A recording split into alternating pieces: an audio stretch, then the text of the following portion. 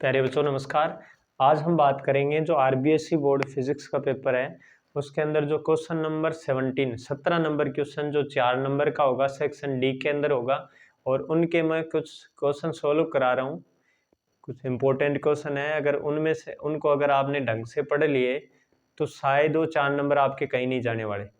तो देखो बेटा, पहला क्वेश्चन ये है कि दो समांतर स्थित धारावाही चालक तारों के मध्य प्रति इकाई लंबाई पर बल का व्यंजक ज्ञात कीजिए। आपको पूछा जाए दो समांतर स्थित धारावाही चालक तारों के मध्य प्रति इकाई लंबाई पर बल का व्यंजक ज्ञात कीजिए। फिर पूछ लें कि किस अवस्था में ये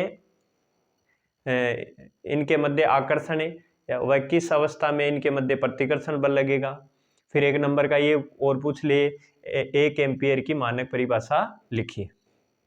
देखो ये क्वेश्चन है, आपको मिल जाएंगे। आप प्रैक्टिस पेपर के अंदर जाओगे तो प्रैक्टिस पेपर के अंदर जब आप लाइव का ऑप्शन छोड़ देना फिर रिकॉर्डेड है उसको खोलोगे तो आपको शायद महत्वपूर्ण प्रश्न सेक्शन डी नाम से आपको मिल जाएंगे। उसको देख लेना, जो मैं क्वेश्चन सोल्व करा रहा हूँ ये आपको वहाँ पे मिलेंगे। आप वहाँ से प्रिंट डाउनलोड करके प्रिंट भी निकलवा सकते हो। तो अभी उसके सॉल्यूशन देखो बेटा, जिन बच्चों ने ढंग से ये समझा नहीं वो सॉल्यूशन देखे। फर्स्ट क्वेश्चन है कि जब दो समांतर स्थित, यानी 3 पार्ट है क्वेश्चन के। देखो, दो समांतर स्थित धारावाही चालक तारों के मध्य प्रति इकाई लंबाई पर बल ज्ञात कीजिए। फिर तो ये 2 नंबर का हो गया। ये किस अवस्था में आकर्षण है और किस अवस्था में प्रतिकर्षण बल का अनुभव करता है, तो फिर ये 1 नंबर का हो गया। फिर आगे पूछा है मानक एम्पीयर की परिभाषा कीजिए, फिर ये 1 एम्पीयर की परिभाषा होगी। तो इस तरह से कर ये क्वेश्चन 4 नंबर का क्वेश्चन आता है। तो देखो, दो समांतर स्थित, तो आपको बेटा सबसे पहले 2 तार लेने हैं और दोनों तार एक दूसरे के समांतर है। इस तार का नाम मैं दे देता हूं PQ और इस तार का नाम दे देता हूं मैं RS। क्लियर है? मान लो दोनों तारों के बीच की दूरी स्मॉल r है। ये दोनों तार एक दूसरे से स्मॉल r दूरी पर स्थित है, दोनों एक दूसरे के समांतर है। इस PQ तार में से I1 धारा Q से P की तरफ जा रही है और RS तार में से I2 धारा R से S की तरफ जा रही है। अब थोड़ा ध्यान देना, अगर PQ तार में I1 धारा जा रही है तो इस तार के चारों तरफ चुंबकीय क्षेत्र उत्पन्न हो जाएगा। तार के चारों तरफ चुंबकीय क्षेत्र उत्पन्न हो जाएगा। अपने को चारों तरफ से कोई मतलब नहीं है।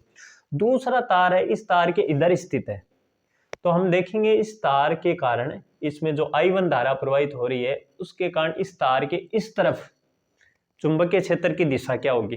तो देखो, इसके लिए दाएं हाथ का नियम काम में आता है, दाएं हाथ के अंगूठे का नियम। आप दाएं हाथ के अंगूठे और अंगुलियों को इस तरह से फैला लोगे। अब अंगूठे को धारा की दिशा में रखना है और जो फैली हुई अंगुलियां उधर रखनी है जिधर आपको चुंबकीय क्षेत्र चाहिए।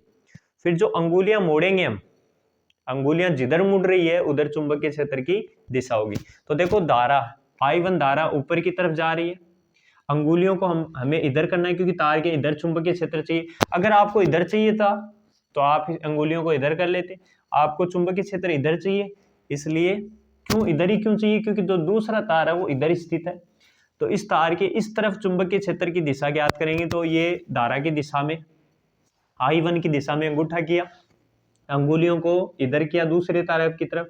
अब अंगुलियां ऐसे मोड़ेंगे और ऐसे मोड़ेंगे तो बेटा इस बोर्ड के तल के लंबवत अंदर की तरफ, है ना, इस बोर्ड के तल के लंबवत अंदर की तरफ चुंबकीय क्षेत्र की दिशा होगी। तो यहाँ पे हम कोई बिंदु मान लेते हैं कि भाई इस तार के प्रत्येक बिंदु पर जो चुंबकीय क्षेत्र है, इस तार के कारण B1 चुंबकीय क्षेत्र उत्पन्न हुआ और इसकी दिशा किधर आई, अंदर की तरफ। और अंदर की तरफ चुंबकीय क्षेत्र दिखाने के लिए हम क्रॉस लगा सकते हैं। समझ जाएगा एग्जामिनर कि ये भाई ये जो B1 है इसकी दिशा अंदर की तरफ है, किसके, कागज के तल के लंबवत अंदर की तरफ। अच्छा, अब इस पर बल लगेगा।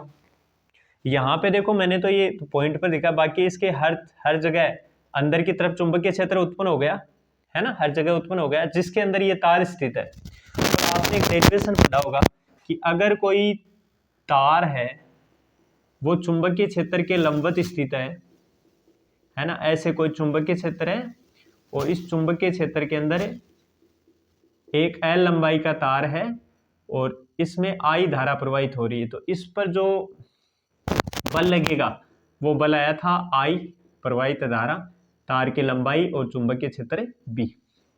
तो इसी प्रकार से ही यहाँ इस पर भी एक बल लगेगा। अब इस बल की दिशा ज्ञात करनी है।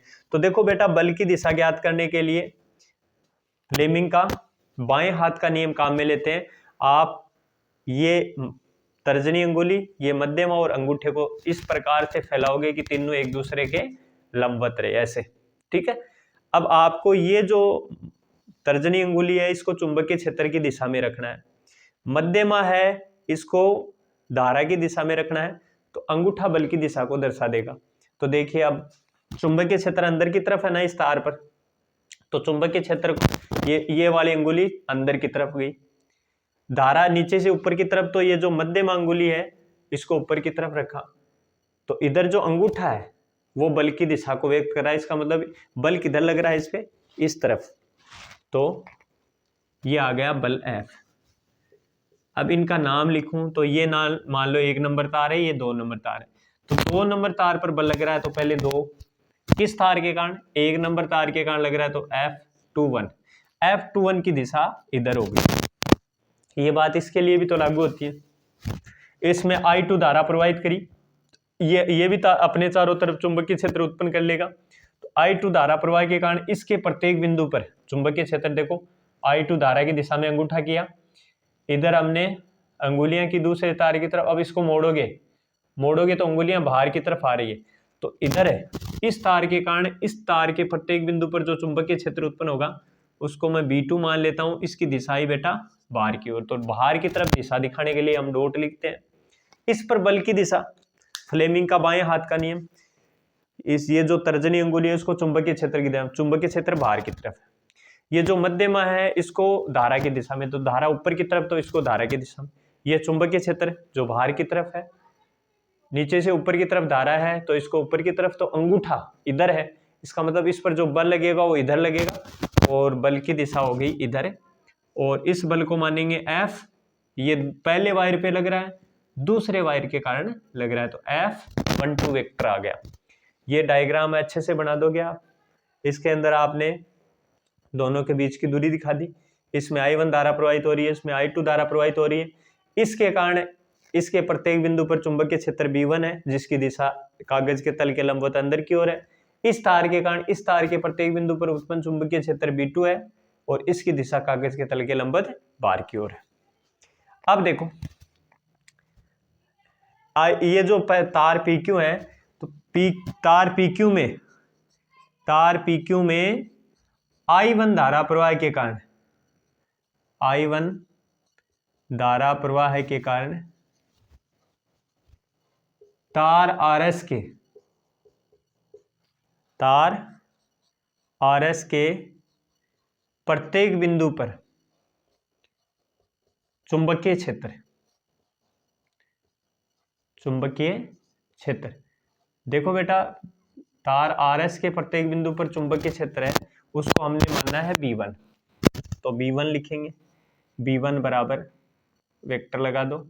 अच्छा, B1 कितना चुंबकीय क्षेत्र उत्पन्न होता है, आपने पढ़ा है कि कोई जब एक अनंत लंबाई का तार है, उससे स्मॉल r दूरी पर एक बिंदु P है, बिंदु P पर चुंबकीय क्षेत्र, आपने एम्पियर के नियम से पहला डेरिवेशन है, अनंत लंबाई के चालक तार के कारण चुंबकीय क्षेत्र कितना आया था, B बराबर म्यू नॉट।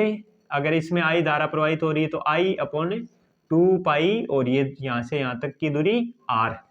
तो अब यहाँ पे B1 कितना आ जाएगा, B1 आ गया म्यू नॉट I/2 पाई R, और धारा I1 है तो यहाँ I1 करोगे आप, बाकी तो दूरी तो सेम ही। अब इसकी दिशा किधर हो गई, इसकी दिशा हो गई कागज के तल के लंबवत अंदर की ओर। दिशा किधर हो गई, कागज के तल के लंबवत अंदर की ओर, अंदर की ओर क्या हो जाएगी, अंदर की ओर। अब देखो ये B1 हो गया, इसको समीकरण नंबर 1 दे दोगे।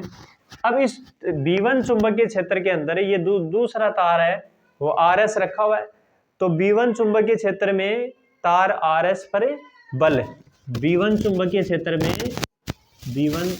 क्षेत्र में तार चुंबकीय क्षेत्र में तार RS पर बल, RS पर बल क्या माना हमने, V1 चुंबकीय क्षेत्र में जो तार RS है उस पे बल लगा है F21।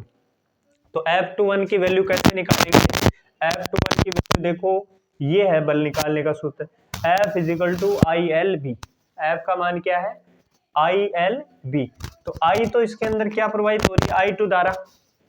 L मान लो इन तारों की लंबाई L है और चुंबकीय क्षेत्र यहाँ पे क्या है, B1 है। तो अब देखो B1 चुंबकीय क्षेत्र में RS पर बल हो जाएगा F21, और F21 की वैल्यू क्या आएगी, थोड़ा नीचे लिख देता हूं, F21 = हो जाएगा म्यू I। तो इसमें धारा प्रवाहित हो रही है इस तार में I2, इसकी लंबाई L है और चुंबकीय क्षेत्र B1 है, और ये समीकरण नंबर आ गया 2। समीकरण 1 और 2 से आप यहां से B1 का मान यहां पे रखोगे, तो F21 कितना आ जाएगा, F21 = आ गया I2 L, B1 का मान आ गया μ0 I1 अपॉन 2πr। करेक्ट, मैंने कुछ नहीं किया, केवल इस B1 का मान यहां से उठा के यहां पे रख दोगे आप। देखो I2 L और B1 का μ0 I1 अपॉन 2πr। इस बल की दिशा बताओ, देखिए आप थोड़ा सा इसको एडजस्ट करके लिखोगे तो F21 वेक्टर = μ0, पहले लिख दो I1 I2 L upon 2πr, और इस बल की दिशा है RS के लंबवत, तार RS के लंबवत PQ की ओर। किधर है दिशा, RS तार के लंबवत PQ तार की तरफ इसकी दिशा। तो लिख दोगे तार RS के लंबवत तार PQ की ओर। क्लियर है, अच्छा बेटा, इसी तरह से तो F21 आप लिखना चाहो तो देखो, ये बार बार करने की जरूरत नहीं है, इसके अंदर क्या लिख दोगे, तार RS में I2 धारा प्रवाह के कारण तार PQ के प्रत्येक बिंदु पर चुंबकीय क्षेत्र, यहाँ B2 आ जाएगा μ0, यहाँ पे I2 अपॉन 2πr, दिशा कागज के तल के लंबवत बाहर की ओर आ जाएगी। अब लिखते B1 की जगह क्या आ जाएगा, B2 चुंबकीय क्षेत्र में स्थित तार PQ पर बल, है ना, इससे रिवर्स हो जाएगा, तो सेम यही आना है। तो आपने एक बार इसको समझा दिया कि इस तार के कारण चुंबकीय क्षेत्र B1 और इस पर F21, तो अब आप इसी तरह से इस तार के कारण इधर चुंबकीय क्षेत्र उत्पन्न होगा, जिस कारण तार PQ पर बल लगेगा। तो अब आपको बार बार करने की जरूरत नहीं है, आप इसी प्रकार लिख दो, इसी प्रकार तार PQ पर B2 चुंबकीय क्षेत्र में, B2 चुंबकीय क्षेत्र में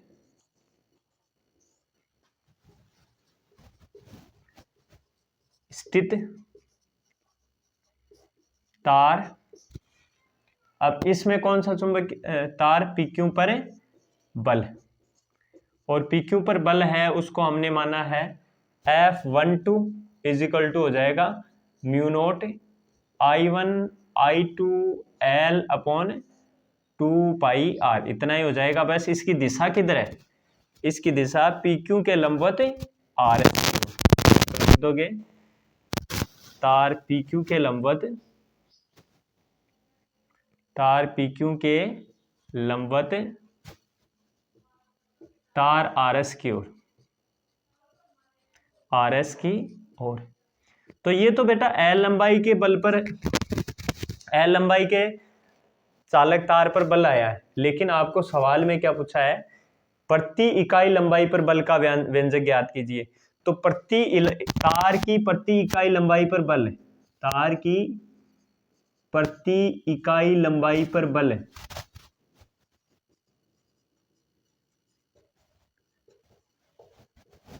तो देखो इस तार पर तो बल लगा F21, है ना, जैसे प्रति इकाई लंबाई पर बल निकालते हैं तो कुल बल बटा कुल लंबाई, तो F बटा L।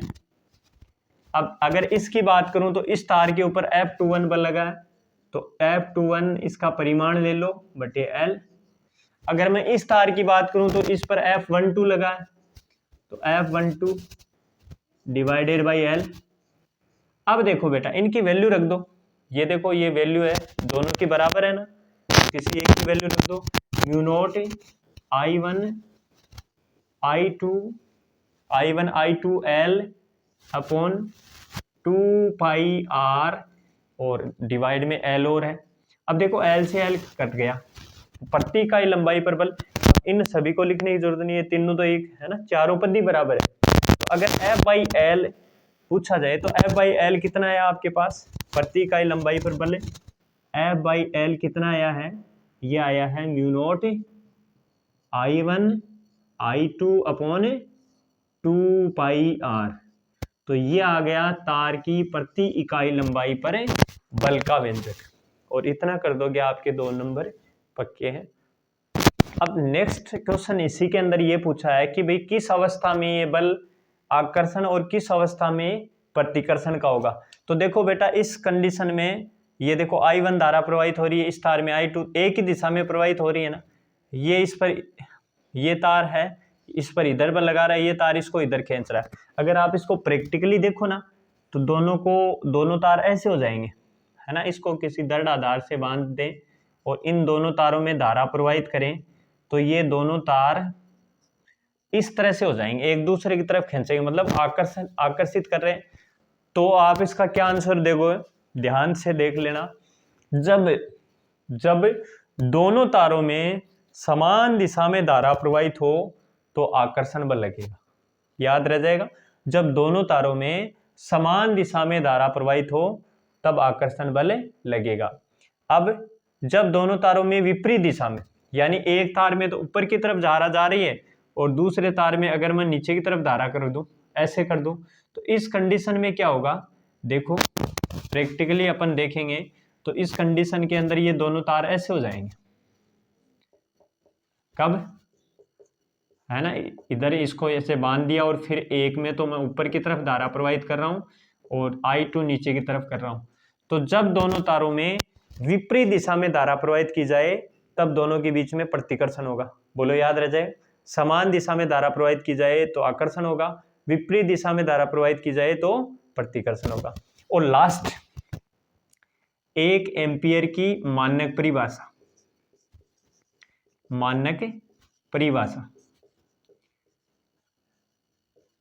देखो बेटा 1 एम्पियर की मानक परिभाषा इसी फॉर्मूले से, जो लास्ट में अपने पास F बाई L का वैल्यू कितनी आई, mu naught I1 I2 upon 2 pi R। देखो I1 I2 1 एम्पियर लेना है क्योंकि हमें 1 एम्पियर की परिभाषा चाहिए, तो I1 I2 में 1 एम्पियर ले लेता हूं। यदि I1 बराबर I2 बराबर 1 एम्पियर तथा इनके बीच की दूरी भी 1 मीटर ले लेता हूं, एकांक R बराबर 1 मीटर हो तो, यानी I1 I2 का मान 1 एम्पियर और बीच की दूरी 1 मीटर हो तो वैल्यू रख दो यहाँ पे, F by L is equal to mu naught का मान होता है 4 पाई गुणा 10 की पावर -7, इसका मान 1 हो गया, I2 का भी 1 हो गया, अपॉन 2 पाई R का मान 1 हो गया। तो इससे ये काट दो, दो आ जाएंगे, तो F by L is equal to 2 into 10 की पावर -7 है। F का मात्रक होता है न्यूटन और L का मात्रक होता है मीटर। अब ध्यान से सुनो, परिभाषा कैसे लिखोगे आप, दो समांतर स्थित, यानी दो एक दूसरे के समांतर व एक दूसरे से एकांक दूरी पर स्थित, या ऐसे भी लिख सकते हो, दो एक दूसरे के समांतर व एक दूसरे से 1 मीटर दूरी पर स्थित एक दूसरे से 1 मीटर दूरी पर एक समांतर स्थित धारावाही चालकों में प्रवाहित वह धारा जिसके कारण तारों की प्रति एकांक लंबाई, देखो F बट्टा L का मान है, तारों की प्रति एकांक लंबाई पर 2 गुणा 10 की पावर -7 न्यूटन प्रति मीटर बल अनुभव करते 1 एम्पियर कहलाती है। दोबारा सुनो, 1 एम्पियर क्या है, दो एक दूसरे के समांतर व एक दूसरे से 1 मीटर की दूरी पर स्थित धारावाही चालकों में प्रवाहित वह धारा जो दोनों तारों की प्रति एकांक लंबाई पर 2 × 10⁻⁷ न्यूटन प्रति मीटर, कई बार न्यूटन ही लिख देते हैं, तो न्यूटन प्रति एकांक लंबाई पर बल है, न्यूटन प्रति मीटर बल उत्पन्न कर दे 1 एम्पियर कहलाती है। इस तरह से आप करोगे तो आपके पूरे 4 में से 4 नंबर आ जाएंगे। Thank you. क्वेश्चन नंबर 2 है, एम्पियर के परिपथीय नियम की सहायता से एक बेलनाकार धारावाही चालक जिसकी त्रिज्या a के कारण उसकी अक्ष से स्मॉल r दूरी पर स्थित बिंदु पर चुंबकीय क्षेत्र ज्ञात करना है, जबकि वह प्रेक्षण बिंदु है वो चालक के बाहर स्थित हो, दूसरा है चालक की सतह पर हो, और तीसरा है चालक के अंदर हो। इनके चित्र भी बनाने हैं आवश्यक और चुंबकीय क्षेत्र की दूरी के साथ निर्भरता बतानी है। इस तरह से क्वेश्चन है वो 4 नंबर का पूछा जाता है। तो देखिए बेटा, इसके लिए विशेषकर ध्यान क्या रखना है, इसमें अपने को सवाल के अंदर एक तो त्रिज्या दे रखी है, आपने कुछ भी त्रिज्या कैपिटल आर कुछ भी मान के डेरिवेशन कर रखा है, लेकिन यहाँ पे अपने को कह दिया है कि त्रिज्या क्या लेनी है, अपने को ए लेनी है। तो एक तो इसका विशेष ध्यान रखना है। दूसरी अक्ष से दूरी स्मॉल आर लेनी है। जो प्रेक्षण बिंदु ले रहे हो धारावाही चालक के अक्ष से प्रेक्षण बिंदु की दूरी ले रहे हो स्मॉल आर लेनी है, ठीक है। तो देखो इसका स्क्रीनशॉट ले लो, फिर इसका सॉल्यूशन करते हैं। देखो पहला पॉइंट हमें दिया हुआ था, जब प्रेक्षण बिंदु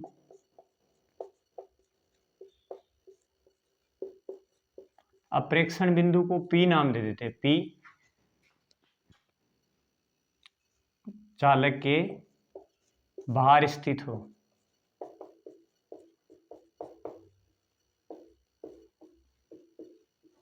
तो देखो इस कंडीशन के लिए हम पहले डायग्राम बनाएंगे। एक बेलनाकार धारावाही चालक कहने का मतलब एक मोटा तार लिया हमने, तो ये एक बेलनाकार धारावाही चालक है ना। बेलनाकार धारावाही चालक तार का मतलब वही तार है, इसे जो पिछला डेरिवेशन है उसके अंदर अनंत लंबाई का पतला तार है, और अगर उसकी जगह मोटा तार ले लिया जाए तो एक मोटा तार सिलेंड्रिकल होता है, जैसे मान लो ये मार्कर है, इतना मोटा तार हो तो इसको हम बेलनाकार धारावाही चालक बोल सकते हैं। और इसकी अक्ष, इसके बीचों बीच इसकी क्या है,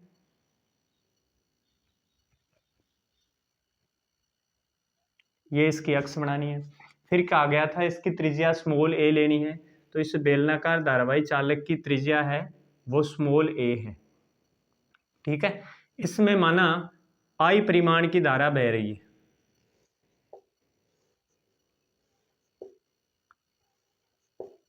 I परिमाण की धारा बह रही है, संपूर्ण अनुप्रस्थ काट क्षेत्रफल में एक समान रूप से I परिमाण की धारा बह रही है। तो इस तरह से हम धारा की दिशा दिखा देंगे। क्लियर है। फिर हमें बोला गया है कि प्रेक्षण बिंदु तार के बाहर लेना है, तो यहाँ पे मैंने प्रेक्षण बिंदु P ले लिया, और इस प्रेक्षण बिंदु P की इस धारावाही चालक तार की अक्ष से, जो इसकी अक्ष ये है, इससे स्मॉल r दूरी पर मान लो ये दूरी स्मॉल r है, और यहाँ पे प्रेक्षण बिंदु P ले लिया, तो P से स्मॉल r दूरी प्रेक्षण ये बिंदु O ले लिया, O से स्मॉल r दूरी पर एक प्रेक्षण बिंदु P है। यहाँ पे हमें इस तार में I परिमाण की धारा बह रही है, जिसके कारण यहाँ पे चुंबकीय क्षेत्र ज्ञात करना है। तो बेटा इसके लिए क्या करोगे, एम्पियर का नियम लगाओगे। एम्पियर का नियम बंद पृष्ठ के लिए लागू होता है। अब इसलिए हम क्या करते हैं, देखो ये इस तरह से तार है और कोई प्रेक्षण बिंदु इसके इधर लिया गया। अब इसको बंद पृष्ठ में लाने के लिए हम क्या करेंगे, इसको त्रिज्या लेकर इसके चारों तरफ एक वृत्त बनाएंगे, इसको त्रिज्या लेके स्मॉल r को, और एक चारों तरफ इसके वृत्त बनाएंगे। तो देखो हम डायग्राम 2D के अंदर बना रहे हैं, तो इसको ऐसे लेना है, इस तरह से ये जो तार है वो बंद पृष्ठ में आ गया, ठीक है। अब जो ये इसके चारों तरफ हमने वर्ताकार भाग माना है, उसके ऊपर एक अल्पांश लेते हैं, और ये अल्पांश हो गया बेटा dl, अल्पांश काटा। अच्छा देखो, जब इसके चारों तरफ इस तरह से ऐसे वर्त बनाएंगे, तो ध्यान देना, इस तरह से वर्त बनाएंगे तो एक टुकड़ा काटेंगे इसकी परिधि पर, तो वो परिधि देखो, परिधि इस तरह से होगा ना ये टुकड़ा, तो जो dl है वो dl की दिशा किधर हो गई, नीचे की तरफ। तो इस dl की दिशा नीचे की तरफ, ऐसे दिखा दी मैंने, है ना। अब चुंबकीय क्षेत्र की दिशा बतानी है, तो इस बिंदु P पर इस तार के कारण चुंबकीय क्षेत्र की दिशा दाएं हाथ के अंगूठे के नियम से अंगूठे को धारा की दिशा में करेंगे, तो धारा नीचे से ऊपर की तरफ जा रही है, अंगुलियों को दिए गए बिंदु की तरफ फैलाएंगे, तो बिंदु P यहाँ है तो इसकी तरफ अंगुलियां करी, अब इस अंगुलियों को मोड़ेंगे, तो ऐसे लंबवत मोड़ रहे हैं, इसका मतलब धारा जो चुंबकीय क्षेत्र की दिशा अंदर की तरफ है, जिधर DL की दिशा है उधर ही B की दिशा है। अब दोनों एक ही दिशा में हो गए, तो B और DL के बीच में जो कोण बनेगा थीटा पर, वो भी क्या होगा, 0 डिग्री होगा। बोलो डायग्राम समझ में आ गया। तो इस तरह से आप एकदम से स्पष्ट डायग्राम बनाओगे। फिर देखो एम्पियर के नियम से, एम्पियर के नियम से, एम्पियर का नियम होता है समाकलन नोट, ये बंद पृष्ठ के लिए लाता है, B.dl बराबर म्यू नोट, और इसमें कुल धारा कितनी प्रवाहित हो रही है, कैपिटल I धारा प्रवाहित हो रही है, तो म्यू नोट I। अब हम डॉट हटाएंगे, डॉट हटाएंगे तो क्या आता है, कोस थीटा, तो B.dl कोस थीटा, थीटा की वैल्यू कितनी है, B और DL के बीच में 0 डिग्री का कोण बन रहा है, तो cos 0 degree is equal to mu naught I। Cos 0 degree की वैल्यू 1 हो गई, तो बचा क्या, B.dl बचा। अब इनमें से भी B कांस्टेंट है, बाहर ले लिया, अंदर समाकलन DL is equal to mu naught I। Clear है। अब समाकलन DL, अब DL क्या है, DL एक हमने इसके चारों तरफ एक वर्त इमेजिन किया था, वर्ताकार पथ इमेजिन किया था, और उसके अंदर एक छोटा सा उसका पार्ट लिया DL। अगर इस पार्ट का अगर मैं समाकलन कर दूं तो पूरे इस वर्ताकार पथ की परिधि आ जाएगी, और इसकी पूरी परिधि, अच्छा ये वर्ताकार है, देखो 2D में बनाया तो इसलिए मैंने ऐसे दिखाया है, बाकी ये क्या है, वर्ताकार है, और त्रिज्या, इस वर्त की त्रिज्या क्या है, स्मॉल r है, तो अगर इसका समाकलन कर देंगे तो ये पूरी परिधि आ जाएगी, और वर्त की परिधि का सूत्र होता है 2πr। तो देखो समाकलन DL है, उसकी जगह हम क्या लिख देंगे, समाकलन DL की जगह 2πr रख देंगे, समझ गए, समाकलन DL की जगह क्या आ गया, 2πr, इसका समाकलन किया तो ये पूरी परिधि आ गई वर्ताकार, यानी इस पूरे वर्ताकार पाथ की लंबाई आ गई, is equal to mu naught I। हमें फाइंड क्या करना है, हमें निकालना B, तो B is equal to mu naught I upon, ये डिवाइड में चला जाएगा 2πr, और ये चुंबकीय क्षेत्र इसके बाहर स्थित है, तो इसको हम B आउट लिख दो या BO लिख दो, ये धारावाही चालक तार के बाहर स्थित चुंबकीय क्षेत्र प्राप्त हो गया। तो ये तो 1 नंबर का आंसर हो गया। अब फिर दूसरा, सेकंड नंबर हमें क्या दिया गया है कि अब देखो इसके अंदर आप इसकी स्थिति दिखाओगे, तो ये तो स्मॉल a है और ये स्मॉल r है, तो r बड़ा या a, तो आप कहोगे सर r ही बड़ा, तो आप यहाँ पे दिखा देना r greater than a। Second condition लेंगे इसकी, दूसरी स्थिति क्वेश्चन की, जब प्रेक्षण बिंदु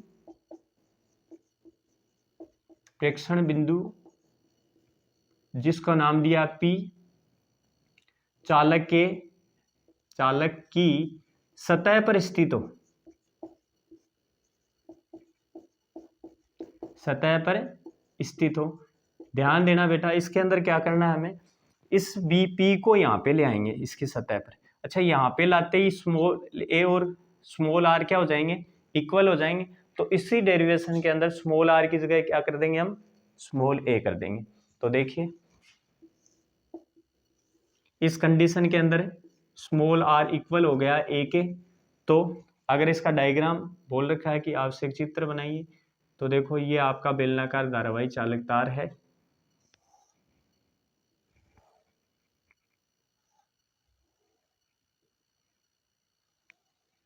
ये तार की एक्सिस है, और इसमें I परिमाण की धारा नीचे से ऊपर की तरफ प्रवाहित हो रही है, तार की त्रिज्या a है और ये I धारा है, ये बिंदु O लिया, इससे स्मॉल r दूरी पर, यहाँ पे इसकी सतह पर ही प्रेक्षण बिंदु है जो स्मॉल r दूरी पर है, और अगर बंद पाथ इमेजिन करेंगे, इस पे एक अल्पांश लेंगे DL जिसकी दिशा ऊपर की तरफ, B की दिशा भी इधर ही, और थीटा भी दोनों एक ही दिशा में है, तो 0 डिग्री। तो कहने का मतलब एक ही बात चेंज हुई है, स्मॉल r की जगह हम a लिख सकते हैं, तो क्या हो जाएगा, B surface is equal to mu naught I, और अब अपने को इस आर की जगह क्या पुट कर देना, आर इजिकल टू ए हो गया, तो 2 पाई ए। क्लियर है? तो ये तो देखो, अगर इसके बाहर चुंबकीय क्षेत्र की दूरी पर निर्भरता देखें तो यहाँ पे आपने देखा कि बी व्युत्क्रमानुपाती है आर, यहाँ पे निर्भरता देखें तो स्मॉल आर आया ही नहीं, मतलब इसकी सतह पर विद्युत क्षेत्र अधिकतम होता है। अब तीसरा बिंदु बच गया, जब प्रेक्षण बिंदु चालक के अंदर स्थित हो। अगर इस बिंदु P को हम अंदर लेके आ जाएं तो चुंबकीय क्षेत्र कितना प्राप्त होगा? जब प्रेक्षण बिंदु P चालक के अंदर स्थित हो, तीसरा पॉइंट, तो देखो बेटा इसका डायग्राम समझो पहले। ये हमारे पास स्मॉल a त्रिज्या का धारावाही चालक तार,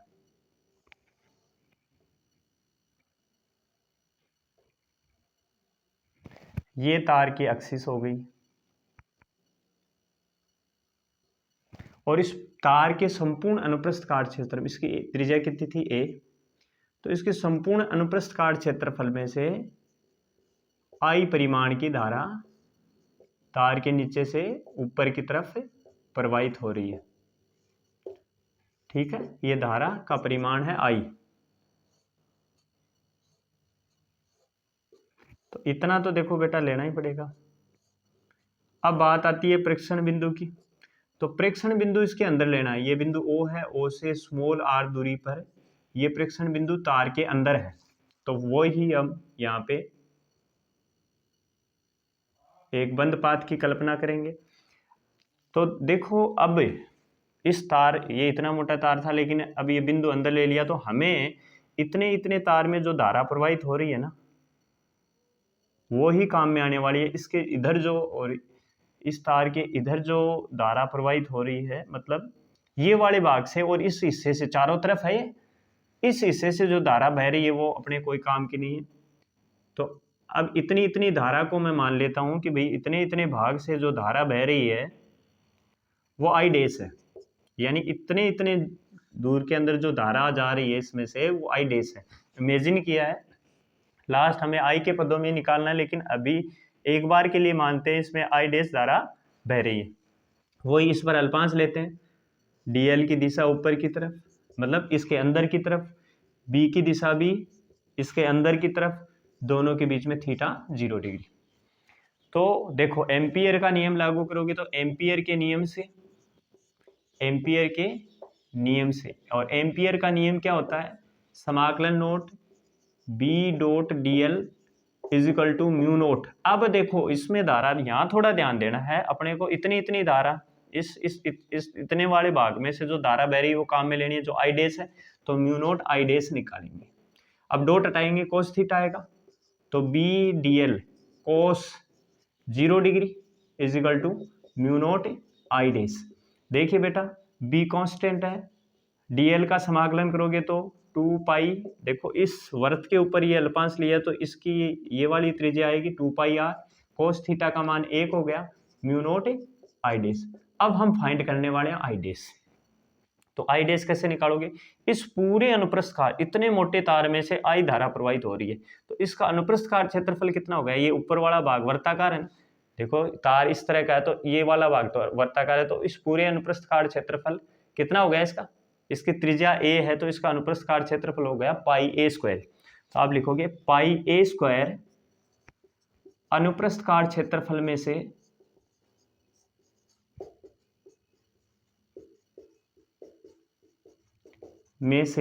प्रवाहित धारा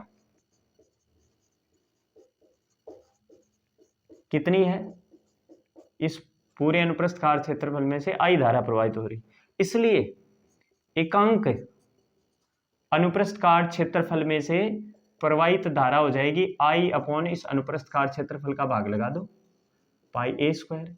अब हमें फाइंड करना है कि इतने इतने क्षेत्रफल में से, यानी इतने इतने वाले भाग में से, तो इस वाले भाग की त्रिज्या स्मॉल r है, तो पाई स्मॉल r स्क्वायर है अनुप्रस्थ काट क्षेत्रफल में से प्रवाहित धारा, जिसको हमने इमेजिन किया है आई डैश, तो आई डैश का मान हो जाएगा I upon pi a square into pi small r square, pi से पाई कैंसिल हो गया, तो आई डैश कितना आया, आई small r square upon a square.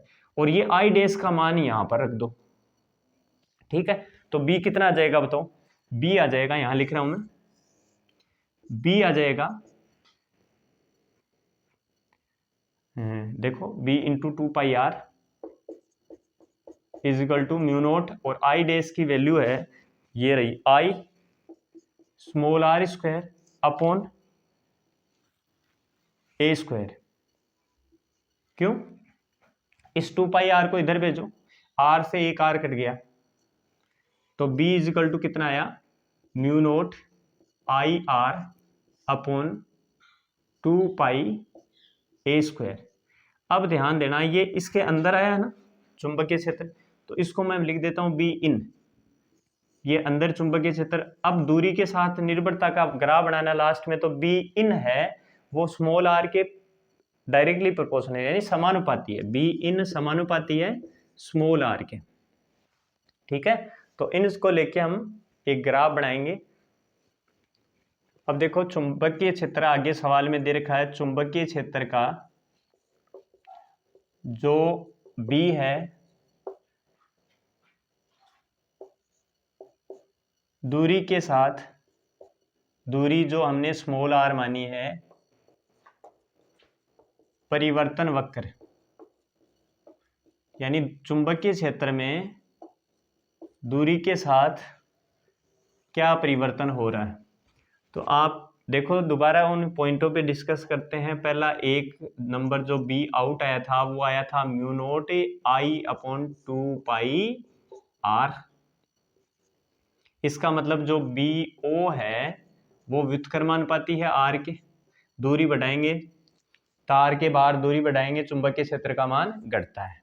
फिर हमारे पास सरफेस का आया था म्यू नोट आई अपॉन 2πa, और ये होता है अधिकतम, मैक्सिमम, ठीक है। और तीसरा आपने बी इन निकाला है अभी, वो आया था mu naught I R upon 2πa square, और इसमें आर के साथ क्या संबंध है, इसमें बी इन है वो समानुपाती है आर के। अब इन तीनों समीकरणों या तीनों सूत्रों से हम परिवर्तन वक्र खींचने वाले हैं। तो देखो बेटा, इधर तो आप ले लोगे स्मॉल आर और इधर ले लोगे आप बी, और यहाँ पे अधिकतम चुंबकीय क्षेत्र है, और अधिकतम चुंबकीय क्षेत्र होता है सरफेस पर, और ये मूल बिंदु आ गया। अब देखो मूल बिंदु मतलब अक्ष पर था ओ, वही ओ मानो इसको। फिर जैसे जैसे आर का मान बढ़ाते गए और एक स्थिति ऐसी आई कि हम सतह पर पहुंच गए, और सतह पर क्या है, स्मॉल आर ए के बराबर हो गया, तार की त्रिज्या के बराबर। तो इसका मतलब इसके इधर है स्मॉल आर ए से छोटा है, और इस पॉइंट के इधर है स्मॉल आर ए से बड़ा है। तो इसका मतलब इस पॉइंट के इधर तो हम रहेंगे चालक तार के अंदर, यहां पर हम सतह पर पहुंच जाएंगे, और इसके आगे जाएंगे तब तार के बाहर स्थित होंगे। तो देखो यहाँ केंद्र से चलते हैं, केंद्र पर अगर मैं यहाँ स्मॉल आर की वैल्यू 0 कर दूं तो बी की वैल्यू क्या हो जाएगी 0। तो धारावाही चालक के केंद्र पर जो अक्ष पर है, अक्ष पर चुंबकीय क्षेत्र कितना होता है, 0। जैसे जैसे दूरी बढ़ा रहे हैं चुंबकीय क्षेत्र समानुपाती रूप से बढ़ रहा है, और कहां तक बढ़ेगा, यहां तक। देखो ये यहां पे सतह पर पहुंच गए, यानी जब हम यहां से अक्ष से चलेंगे और यहां तक चुंबकीय क्षेत्र है वो समानुपाती रूप से बढ़ेगा, तो ये स्ट्रेट लाइन आएगी। ये लिख दोगे बी इन समानुपाती है आर के। यहां पे हम सतह पर पहुंच गए, और यहाँ पे बी एस है वो मैक्सिमम होता है, अधिकतम। तो प्रश्न पूछ लिया जाए छोटा है कि धारावाही चालक के, बेलनाकार धारावाही चालक के किस बिंदु पर चुंबकीय क्षेत्र अधिकतम होता है, तो आप कहोगे सतह पर। अब इसके बाद में हम बाहर निकल जाएंगे, और चुंबकीय क्षेत्र के बाहर, चुंबकीय क्षेत्र के बाहर धारावाही चालक के बाहर चुंबकीय क्षेत्र व्युत्क्रमानुपाती होता है, और व्युत्क्रमानुपाती का ग्राफ ऐसे आएगा, यानी बी आउट व्युत्क्रमानुपाती आर। तो ये चुंबकीय क्षेत्र का दूरी के साथ परिवर्तन वक्र आ गया। अगर आप इतना कर दोगे तो आपके 4 में से 4 नंबर पूरे।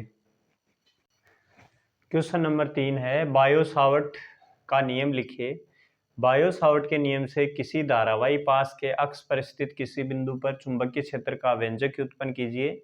आवश्यक चित्र बनाइए। धारावाही कुंडली के अक्ष पर चुंबकीय क्षेत्र का दूरी के साथ परिवर्तन वक्र खींचिए। तो देखो ये भी 4 नंबर का क्वेश्चन आ सकता है। ये लास्ट में 2024 में आया हुआ है, इसका मतलब अब वापस हो सकता है, 1 साल हो गया। तो देखिए बेटा, इसके लिए क्या करोगे, पहले जो बायो सावर्ट का नियम है, तो बायो सावर्ट का कई बार तो लिखते बायो सावर्ट का नियम लिखिए, कई बार हमें पूछा जाता है बायो सावर्ट के नियम का सदिश रूप लिखिए। तो आप इसका सदिश रूप याद कर लो, जिसमें बायो सावर्ट का नियम भी आ जाएगा, सदिश रूप, है ना। तो बायो सावर्ट का नियम क्या लिखोगे, बायो सावर्ट का नियम, इसका सदिश रूप याद कर लो। अब बायो सावर्ट का नियम पूछा जाए तो भी ये लिख देना, और सदिश रूप पूछा जाए तो ये भी लिख देना। तो ये क्या होता है, dB vector is equal to mu naught upon 4 pi I dl vector cross r vector divided by r cube. ये इसके सदिश रूप होता है। तो बेटा ये बायो सावर्ट का नियम भी हो गया। अगर आपको विशेष पूछे कि सदिश रूप लिखिए, तो सदिश रूप भी यही है, तो आप ये लिख सकते हो, तो आराम से आपको इसका 1 नंबर पूरा मिल जाएगा। अब हम इसका आगे का डेरिवेशन करते हैं। बायो सावर्ट के नियम से धारावाही पास के अक्ष पर चुंबकीय क्षेत्र। अब हमें ज्ञात करना है बायो सावर्ट के नियम से वर्ताकार धारावाही पास की अक्ष पर चुंबकीय क्षेत्र।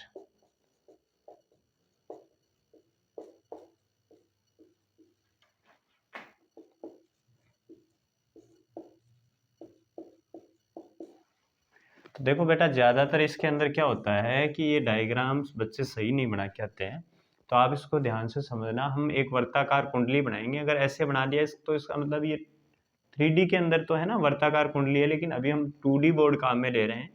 तो आप ये वर्ताकार ही है, ध्यान देना। अब इसमें I परिमाण की धारा बह रही है, तो I धारा प्रवाहित करो, वामावर्त दिशा में प्रवाहित हो रही, तो ये एंटी क्लॉकवाइज होगी। I परिमाण की धारा बह रही है, और ये कुंडली YZ तल में स्थित है। तो इसका मतलब ये इसका केंद्र हो गया O, ये एक्स एक्सिस, ये Y एक्सिस, और ये Z एक्सिस। देखो डियर, ये जो कुंडली है वो ऐसे रखी हुई है। कहने का मतलब ये जो भाग है इसका ऊपर की तरफ है, ये भाग नीचे की तरफ, इसका मुंह इधर है, इस है ना, ऐसे वर्ताकार कुंडली है। और ये जो अक्ष एक्सिस है वो इसके बीच में से ऐसे है। ठीक, जो वर्ताकार कुंडली है, आप ये वास्तव में YZ तल का मतलब हो गया ये इस तरह से स्थित है ना। कुंडली का एक सरफेस इधर है, एक इधर है। तो देखिए इसके लिए इसका जो मध्य बिंदु O मान लिया, इसका केंद्र मान लो चाहे। अब यहां से इसके केंद्र से स्मॉल r दूरी पर यहां पे एक बिंदु P है, और बिंदु P पर हमें चुंबकीय क्षेत्र ज्ञात करना है। बिंदु P पर हमें चुंबकीय क्षेत्र ज्ञात करना है। तो देखो ये बिंदु P, ये अक्ष हो गई ना वर्ताकार, इसके केंद्र में से जो बीचों बीच जो लाइन गुजरती है उसको हम अक्ष कहते हैं। तो अक्ष के ऊपर स्मॉल r दूरी पर कहीं एक बिंदु P है, और बिंदु P पर हमें चुंबकीय क्षेत्र ज्ञात करना है। तो इसके लिए हम क्या करेंगे, इस कुंडली पर अल्पांश काटेंगे, ऊपर व नीचे। एक तो ऊपर की तरफ काटा, इस अल्पांश की लंबाई इसको LM नाम दे देता हूं, और लंबाई इसकी DL है। कितनी लंबाई है, DL। ऐसे ही एक नीचे की तरफ अल्पांश काट लेता हूं, इसकी लंबाई भी बेटा इसको L डैश M डैश नाम दे दिया, और इसकी लंबाई भी क्या है, DL लंबाई का अल्पांश है ये भी। ठीक है, अगर आप देखो कैसे बताया मैंने, ये कुंडली इस तरह से रखी हुई है ना, ये वाला भाग है ये ऊपर की तरफ है, वो वाला भाग नीचे की तरफ है। तो ये जो धारा बह रही है, ध्यान देना, ये जो धारा बह रही है तो नीचे वाली सतह से ऊपर की तरफ जा रही है, और बाहर वाली सतह पर इधर आ रही है, यानी धारा ऐसे प्रवाहित हो रही है ना। इधर मेरी तरफ से ऐसे जा रही है, और इधर वाले भाग पे नीचे की तरफ जा रही है। तो जो ऊपर अल्पांश काटा है वो अल्पांश इस मार्कर की तरफ ऐसे हो गया, इस अल्पांश में धारा मेरी तरफ से आके आपकी तरफ जा रही है इधर। तो इसका मतलब धारा की दिशा इधर लेनी है। धारा की दिशा किधर लेनी है, इधर सामने बोर्ड के तल के लंबवत बाहर की तरफ लेनी है। अब यहाँ पे चुंबकीय क्षेत्र ज्ञात करना है, तो हम दाएं हाथ का नियम लगा के देखते हैं। धारा की दिशा किधर होगी, धारा की दिशा बाहर की तरफ। अंगुलियों को दिए गए बिंदु की तरफ करते हैं तो दिया गया बिंदु थोड़ा नीचे है, तो ऐसे करेंगे, इसको लंबवत फैलाएंगे, है ना, लंबवत फैलाएंगे तो ये ऐसे हो जाएगा, देखो मेरे मार्क इस तरह से। तो अगर इसको बोर्ड पर बनाएं तो ध्यान देना, आप क्या करते हो, ऐसे सीधी लाइन खींच के आते हो, और वो बिल्कुल गलत है। इस अल्पांश के कारण यहाँ बिंदु P पर जो चुंबकीय क्षेत्र है उसकी दिशा इसके लंबवत दिखनी चाहिए ऐसे, और इसको मैं मान लिया dB वेक्टर। तो इसका मतलब ये जो अल्पांश था ऐसे, LM अल्पांश था ऐसे, और ये जो R दूरी ली है ये ऐसे, तो इनके बीच में एंगल कितना बन गया 90, किधर भी घुमाओ ये DL के साथ हमेशा ये जो लाइन है वो 90 डिग्री का कोण बनाएगी, तो ये एंगल बन गया यहाँ पे थीटा का मान 90 डिग्री हो गया। इस दूरी को हमें कुछ मानना पड़ेगा, मैं मान लेता हूँ D, इस वर्ताकार कुंडली की त्रिज्या माननी पड़ेगी A मान लेता हूँ। इसी तरह से जो LM अल्पांश है, इस अल्पांश के कारण बिंदु P पर चुंबकीय क्षेत्र ज्ञात करने के लिए देखो यही बात है। अब ये ऊपर की तरफ, तो नीचे वाले अल्पांश में धारा ऐसे घूम के मेरी तरफ आ रही है, तो अब नीचे वाले अल्पांश के लिए धारा की दिशा मेरी तरफ रखेंगे, बिंदु को P की तरफ ले जाएंगे, तो ये चुंबकीय क्षेत्र ऐसे हो जाएगा, है ना, इस जो लाइन खींचेंगे उसके लंबवत, तो ये लाइन खींची, इस अल्पांश के कारण चुंबकीय क्षेत्र हो गया इस लाइन के लंबवत, और इसको मान लिया मैंने dB वेक्टर यानी dB डैश वेक्टर। और बिंदु P पर चुंबकीय क्षेत्र की दो दिशाएं होगी जो कि संभव नहीं है, इसलिए हम इसको ऊर्ध्वाधर और क्षैतिज घटकों में बांटते हैं। देखो ये कोण थीटा है, ये कोण थीटा है। ऊर्ध्वाधर घटक जो पृथ्वी के लंबवत होता है, याद रखना, वो ऊर्ध्वाधर घटक होते हैं, तो इस dB का ये तो ऊर्ध्वाधर घटक हो जाएगा, और इस अक्ष को थोड़ा सा आगे ले लेना, और इसका क्षैतिज घटक इस लाइन पे होगा, पृथ्वी के समांतर यही है एक्स एक्सिस, तो इसका क्षैतिज घटक इधर आ जाएगा। अब ये कोण थीटा है तो ये कोण थीटा होगा, इसमें ये कोण थीटा है, आप क्या करके आते हो, इस तरह से इसको सीधा निकाल दिया, इसको सीधा निकाल दिया थीटा, पहले चैप्टर वाले डेरिवेशन याद रख लेते हो, जबकि इसके अंदर ये थीटा होगा, और जो थीटा के साथ का घटक होता है वो cos theta, dB cos theta, ठीक है। अब इसी तरह से जो बच गया घटक उसको हम क्या लिखते हैं, साइन थीटा, तो dB साइन थीटा। इसी प्रकार से dB डैश के घटक बनाओगे, नीचे की तरफ तो हो गया इसका ऊर्ध्वाधर घटक, ये थीटा है तो ये एंगल भी थीटा होगा, तो नीचे की तरफ तो ऊर्ध्वाधर घटक जो हो गया dB डैश थीटा के साथ वाला कोस थीटा होता है, तो dB डैश कोस थीटा, और इधर वाला dB डैश साइन थीटा। बोलो यहां तक क्लियर है। अब देखो ये dB है ना, dB और dB डैश वेक्टर निकालते हैं, अगर ये दोनों बराबर परिमाण में बराबर आ गए, जोर से ये बराबर आएंगे क्योंकि अल्पांश हमने बराबर लंबाई के काटे हैं, और ये तो बराबर दूरी पर है बिंदु P, तो ये बराबर ही आने हैं, पर आपने को सिद्ध करना है। अगर ये दोनों बराबर आ गए इसका मतलब dB कोस थीटा और dB डैश कोस थीटा एक ही लाइन पर है और एक दूसरे विपरीत दिशा में, इसलिए कट जाएंगे, कैंसिल हो जाएंगे, और ये दोनों घटक है वो एक ही दिशा में होने के कारण जुड़ जाएंगे, और परिणामी चुंबकीय क्षेत्र की दिशा को व्यक्त करते हैं जो कि इस कुंडली के अक्ष में अक्ष के अनुदिश होगी, ठीक है, अक्ष के अनुदिश बाहर की तरफ। ये बिंदु आप इधर भी ले सकते थे, जब इधर लेते तो ये इधर हो जाता है ना। तो अब देखो कौन सा अल्पांश लिया पहले, LM अल्पांश के कारण बिंदु P पर चुंबकीय क्षेत्र, बिंदु P पर चुंबकीय क्षेत्र, और बिंदु P पर चुंबकीय क्षेत्र आ गया बेटा, यहाँ पे क्या मानना है आपने, dB मानना है, तो dB वेक्टर बराबर परिमाण निकालो तो इसका म्यू नोट अपॉन 4 पाई IDL अपॉन R की जगह देखो IDL साइन थीटा आएगा, मैं साइन थीटा लिख नहीं रहा हूँ, थोड़ा छोटा डेरिवेशन हो जाए, साइन थीटा, तो साइन थीटा की वैल्यू कितनी है 90 डिग्री, साइन 90 डिग्री का मान कितना हो गया, 1 हो गया, उसके लिखने की जरूरत नहीं। अब इस अल्पांश से इस बिंदु P की दूरी कितनी है D, तो IDL अपॉन 4 पाई R लेते हैं, लेकिन यहाँ पे हमने दूरी D मानी है तो 4 पाई D स्क्वायर, और ये समीकरण नंबर 1 आ गया। इसी प्रकार दूसरा अल्पांश कौन सा है, L डैश M डैश, तो L डैश M डैश अल्पांश के कारण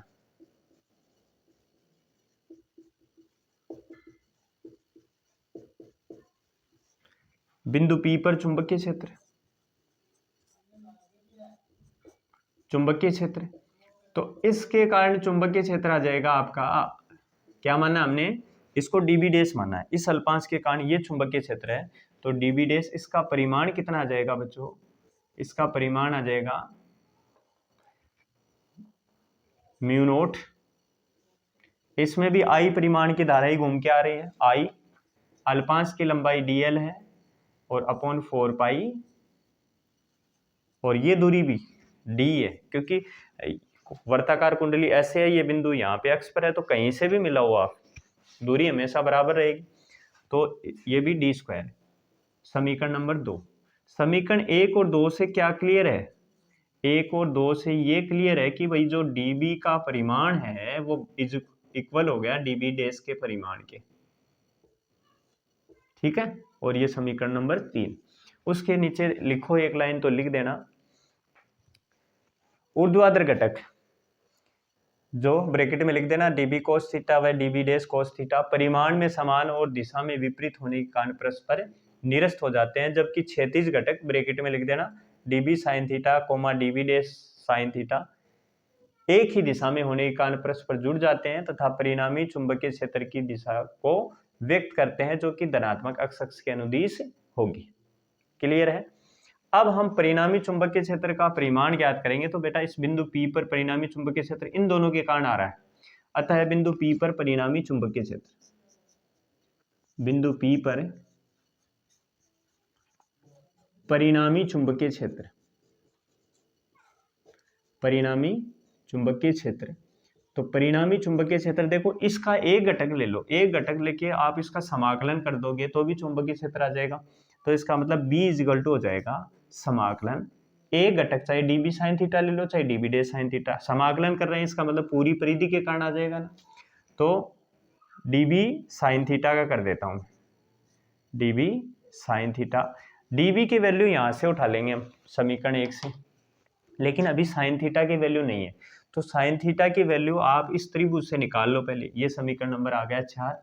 अब sin थीटा की वैल्यू इस त्रिभुज से निकालो, देखो त्रिभुज ये बिंदु P O, इसको नाम दे देता हूं Q, तो त्रिभुज P O Q में, त्रिभुज P O Q में sin थीटा क्या आ जाएगा, sin थीटा का सूत्र होता है लंब बटे कर्ण, लंब है A और कर्ण क्या है D, तो sin theta is equal to आ गया A बाई D, और ये समीकरण नंबर 5। अब क्या करने वाले हो, समीकरण 1 से dB का मान और समीकरण 5 से sin थीटा का मान समीकरण 4 में रखेंगे। समीकरण 1 और 4 से समीकरण किसमें 1 और 5 से, 1 और 5 से समीकरण 4 में मान रखने पर, 4 में मान रखोगे तो आपके पास आने वाला है B इज इक्वल टू समाकलन dB की वैल्यू आई है आपके पास म्यू नोट आई dl अपॉन 4 पाई d स्क्वायर, ठीक है। और अब sin थीटा की value I A by D, तो A बाई D। अब जो कांस्टेंट राशियां हैं उनको समाकलन से बाहर ले लो, उनका समाकलन नहीं होगा, तो म्यू नोट अपने आप में कांस्टेंट है, I जो धारा प्रवाहित हो रही है वो नियत धारा प्रवाहित हो रही है, इसकी त्रिज्या भी नियत रहेगी, कुंडली की जो त्रिज्या वो रहेगी अपॉन 4 पाई, बेटा ये दूरी है ये भी कभी चेंज नहीं होगी, तो डी स्क्वायर और डी क्यूब हो गया, इनका तो ये तो सारे कांस्टेंट है, तो फिर चेंज क्या हो रहा है समाकलन dl, और इसका समाकलन करेंगे, देखो इस lm अल्पांश की लंबाई dl है, इसका समाकलन करेंगे तो उसकी पूरी परिधि आ जाएगी, और जब आपके पास इस कुंडली की त्रिज्या तो परिधि आराम से निकाल सकते हो, परिधि क्या हो जाएगी 2 पाई a, तो समाकलन dl की जगह आप क्या लिखोगे 2 पाई a, तो b इज इक्वल टू आ गया mu naught I A upon 4 pi d की पावर 3 और 2 पाई a। देखो बेटा 4 पाई से 2 पाई काटेंगे तो नीचे 2 बचेगा, तो b इज इक्वल टू आ गया mu naught I a into A square हो गया अपॉन 2d की पावर 3। अब देखो d को भी हटाना है, क्योंकि हमें जो सवाल में दूरी दे रखी है इसकी त्रिज्या a दे रखी है और ये इसके अक्ष पर r दूरी पर बिंदु P दे रखा, तो हमें ये दूरी दी हुई होती है हमेशा, ये तो हमने मानी है। तो हम इस d को हटाएंगे, इस d को हटा सकते हैं हम इस त्रिभुज से ही। त्रिभुज POQ लेंगे, त्रिभुज POQ लेंगे, तो इसके अंदर ही देखो पाइथागोरस प्रमेय लगा दो। पाइथागोरस प्रमेय लगाओ तो ये तो इस त्रिभुज का कर्ण है, ये इसका लंब है, ये इसका आधार है। कर्ण स्क्वायर बराबर क्या होता है? आधार स्क्वायर प्लस लंब स्क्वायर। मतलब डी स्क्वायर क्या आ जाएगा? डी स्क्वायर क्या आ जाएगा? यहां लिख दो, D square is equal to हो जाएगा इसका देखो A square plus are square, A square plus are square, cube लिखा गया आर स्क्वायर। अगर मैं इसका स्क्वायर हटाऊं, अगर मैं इधर से स्क्वायर हटाऊं तो ये अंडर रूट में आने वाले हैं, और अंडर रूट को हम पावर 1/2 लिख सकते हैं। तो इस d का मान यहाँ पे रखेंगे d की जगह। तो देखो बेटा b क्या आ जाएगा? b आ जाएगा म्यू नोट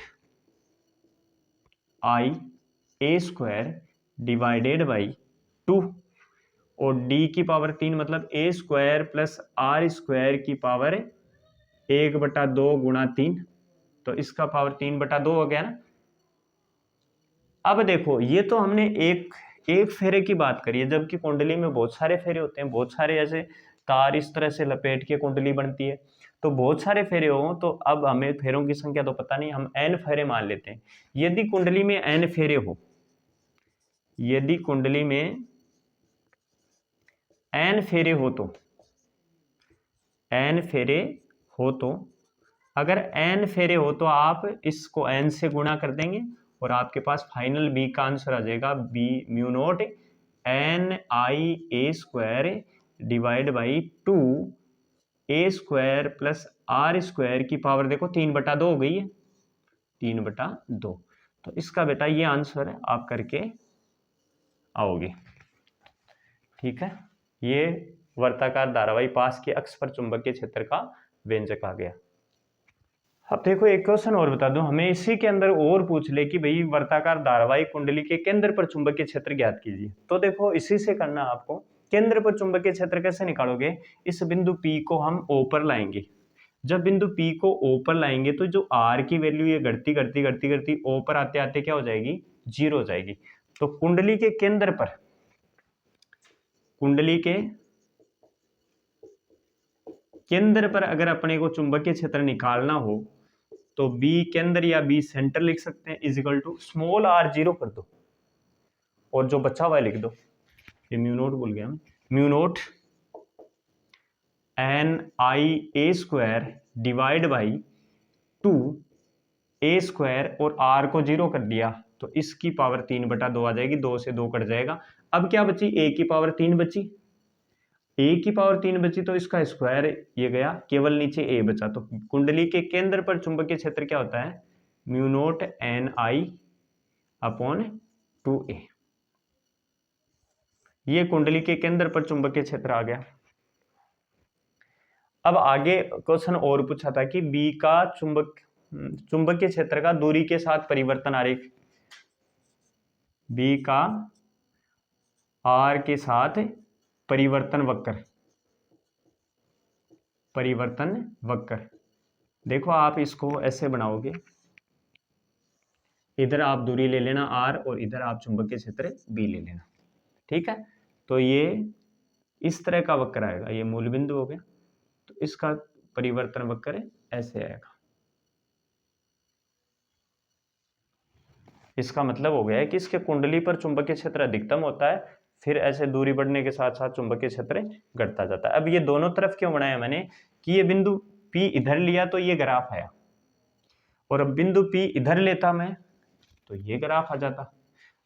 दूरी का चुंबकीय क्षेत्र के साथ परिवर्तन वक्र ये आ जाएगा। इधर माइनस आर ले लेंगे, इधर प्लस एक्सिस, इधर माइनस एक्सिस, तो इधर माइनस आर ले लिया।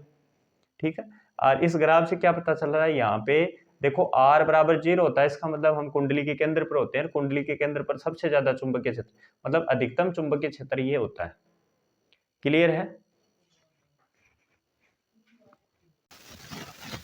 क्वेश्चन नंबर 4 देखो, एम्पियर के नियम का कथन लिखिए। हमें एम्पियर का नियम लिखना है और उसकी बेटा थ्योरी भी लिखनी है कथन में। एम्पियर के परिपथीय नियम से अत्यधिक लंबी धारावाही परिनालिका के अक्ष पर चुंबकीय क्षेत्र का व्यंजक प्राप्त कीजिए। तो देखो इस क्वेश्चन का स्क्रीनशॉट लो, फिर इसका सॉल्यूशन करते हैं। अब देखो एम्पियर के नियम का कथन लिखिए। देखो एम्पियर का नियम क्या होता है, एम्पियर का नियम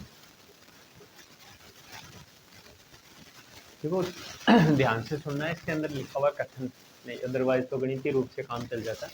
तो आप क्या लिखोगे कि निर्वात या वायु में स्थित किसी बंद पास से संबद्ध चुंबकीय क्षेत्र का रेखीय समाकलन, चुंबकीय क्षेत्र का रेखीय समाकलन यानी बी डॉट डी एल, ये चुंबकीय क्षेत्र का रेखीय समाकलन, ये बंद पृष्ठ के लिए लागू होता है, ये समाकलन नोट। तो किसी बंद पास से संबद्ध चुंबकीय क्षेत्र का रेखीय समाकलन बंद पास में प्रवाहित कुल धाराओं के योग का योग तथा निर्वात की चुंबकशीलता के गुणनफल के तुल्य होता है। इसका मतलब हो गया निर्वात की चुंबकशीलता म्यू नॉट और सभी धाराओं का योग आई। बंद पास से जितनी भी धाराएं निकल रही है उसका योग कर देते हैं। जैसे मान लो ये कोई धारावाही तार है और इसमें से ऐसे I1, I2, I3, I4 ऐसे परिमाणित है ना, I1, I2, I3, I4 ऐसे धाराएं जा रही है। तो इन सभी धाराओं का योग सिग्मा ही होता है। तो सभी धाराओं के योग का योग व निर्वात की चुंबकशीलता के गुणनफल के तुल्य होता है कौन, चुंबकीय क्षेत्र का रेखीय समाकलन। तो ये तो हो गया बेटा एम्पियर का नियम। अब इसके आगे दिया एम्पियर के परिपथीय नियम से अत्यधिक लंबी परिनालिका। देखो अत्यधिक लंबी परिनालिका, पहले हम थोड़ी परिनालिका के बारे में चर्चा कर लेते हैं, फिर इस डेरिवेशन को करेंगे। परिनालिका यानी कोई कार्डबोर्ड या चीनी मिट्टी की नली पर अगर हम विद्युत रूप तांबे के तार लपेट दें उसकी लंबाई के अनुदिश, तो वो ऐसा उपकरण क्या बन जाता है, परिनालिका बन जाता है। जैसे मैंने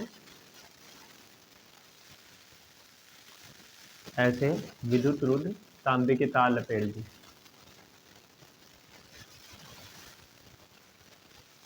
इस प्रकार जो बना उपकरण क्या कहलाता है, परिनालिका कहलाता है। अब देखो बेटा इसमें जैसे मान लो ऐसे धारा प्रवाहित हो रही है, तो ये धारा घूम के ऐसे आएगी, फिर ये धारा घूम के ऐसे ऊपर से ऐसे आ रही है ना, नीचे से गई, इसके पीछे से जा रही है और फिर बाहर से आ रही है।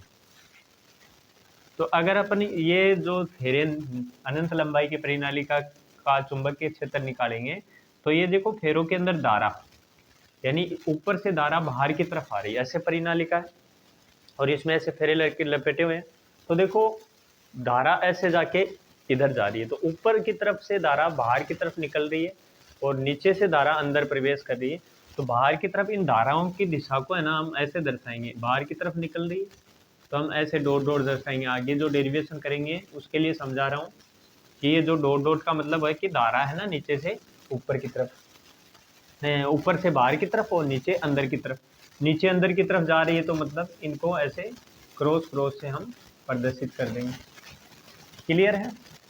अच्छा, अब इनका चुंबकीय क्षेत्र की दिशा, तो चुंबकीय क्षेत्र की दिशा देखो धारा कैसे प्रवाहित हो रही है, धारा दाएं हाथ के नियम से धारा इस तरह से अंगुलियों को धारा की दिशा में मोड़ो, अंगुलियां बाहर से ऐसे जाके, जैसे ये परिनालिका है तो धारा इस तरह से बाहर से निकल रही है अंदर प्रवेश कर रही है, तो अंगूठा चुंबकीय क्षेत्र की दिशा को व्यक्त कर रहा है। इसका मतलब चुंबकीय क्षेत्र किधर हो गया, इधर। तो इस तरह से इसके अंदर चुंबकीय क्षेत्र हो गया, ठीक है। परिनालिका का उपयोग पूछ ले, तो परिनालिका का उपयोग एक समान चुंबकीय क्षेत्र उत्पन्न करने के लिए किया जाता है। आपको ये पूछ ले कि इस परिनालिका के बाहर चुंबकीय क्षेत्र कितना होगा, तो परिनालिका के बाहर चुंबकीय क्षेत्र शून्य होता है लगभग, यानी नगण्य होता है, लगभग शून्य, नगण्य लिखोगे या शून्य। परिनालिका के बाहर चुंबकीय क्षेत्र शून्य और परिनालिका के अंदर एक समान चुंबकीय क्षेत्र होता है। क्लियर है? अब देखो इसका हम क्या करते हैं, डेरिवेशन। क्वेश्चन में आगे पूछा है अत्यधिक लंबी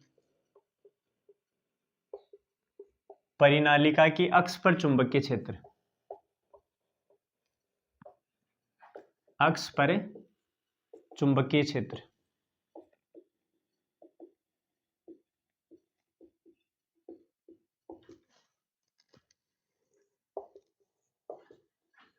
तो देखो बेटा, इसके लिए पहले डायग्राम बनाते हैं। अत्यधिक लंबी परिनालिका, इसलिए हम क्या करेंगे, परिनालिका का एक टुकड़ा लेते हैं, इतना बड़ा, लंबी अनंत लंबाई की है, इसलिए हम डैश डैश करके छोड़ते हैं कि भाई ये बहुत लंबी परिनालिका थी, उसका एक छोटा सा टुकड़ा हमने लिया। ओके, अब देखो इसके अंदर चुंबकीय क्षेत्र, तो इसके अंदर फेरे, सपोज करो इस तरह से धारा प्रवाहित हो रही है, जैसे मैंने आपको समझा दिया। तो मैं बता रहा हूँ, यहाँ डॉट डॉट लिख रहा हूँ, इसका मतलब समझ जाना, बाहर से ऊपर से धारा ऐसे जा रही, निकल रही है और अंदर प्रवेश करी, इस तरह से मेरी साइड से मैं देखूंगा तो मुझे क्लॉकवाइज नजर आ रही है। तो ये जो डॉट डॉट दिखा रहा हूँ, ये फेरों में प्रवाहित धारा की दिशा दिखा रहा हूँ। तो नीचे की तरफ क्या हो जाएगा फिर, क्रॉस।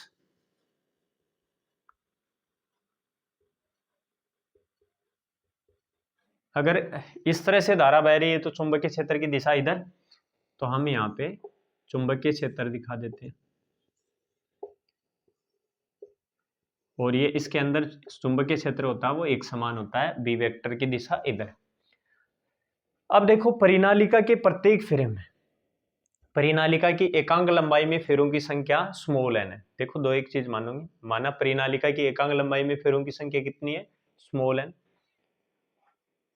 माना परिनालिका की एकांक लंबाई में फेरों की संख्या स्मॉल एन तथा प्रत्येक फेरे में प्रवाहित धारा आई है, एक फेरे में आई धारा प्रवाहित हो रही है, ना कि पूरी में, तो प्रत्येक फेरे में आगे काम में आएगा प्रवाहित धारा आई है।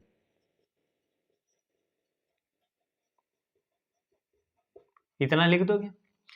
अब परिनालिका के अक्ष पर चुंबकीय क्षेत्र ज्ञात करने के लिए हम एक एम्पीरियन लूप की कल्पना करते हैं, और एम्पीरियन लूप की जो भुजा पी क्यू है उसकी लंबाई सपोज करो एल है। ये पी क्यू आर और एस, और ये जो पी क्यू भुजा है इसकी लंबाई एल ले ली, ठीक है।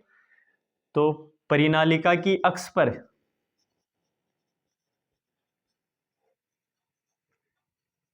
चुंबकीय क्षेत्र ज्ञात करने के लिए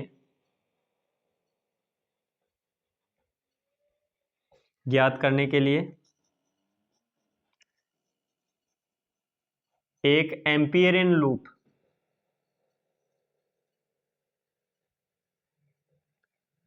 पी क्यू आर एस की कल्पना करते हैं।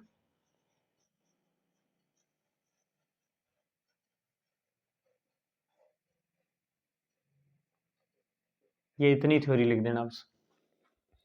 अब इसके बाद में देखो यहां पे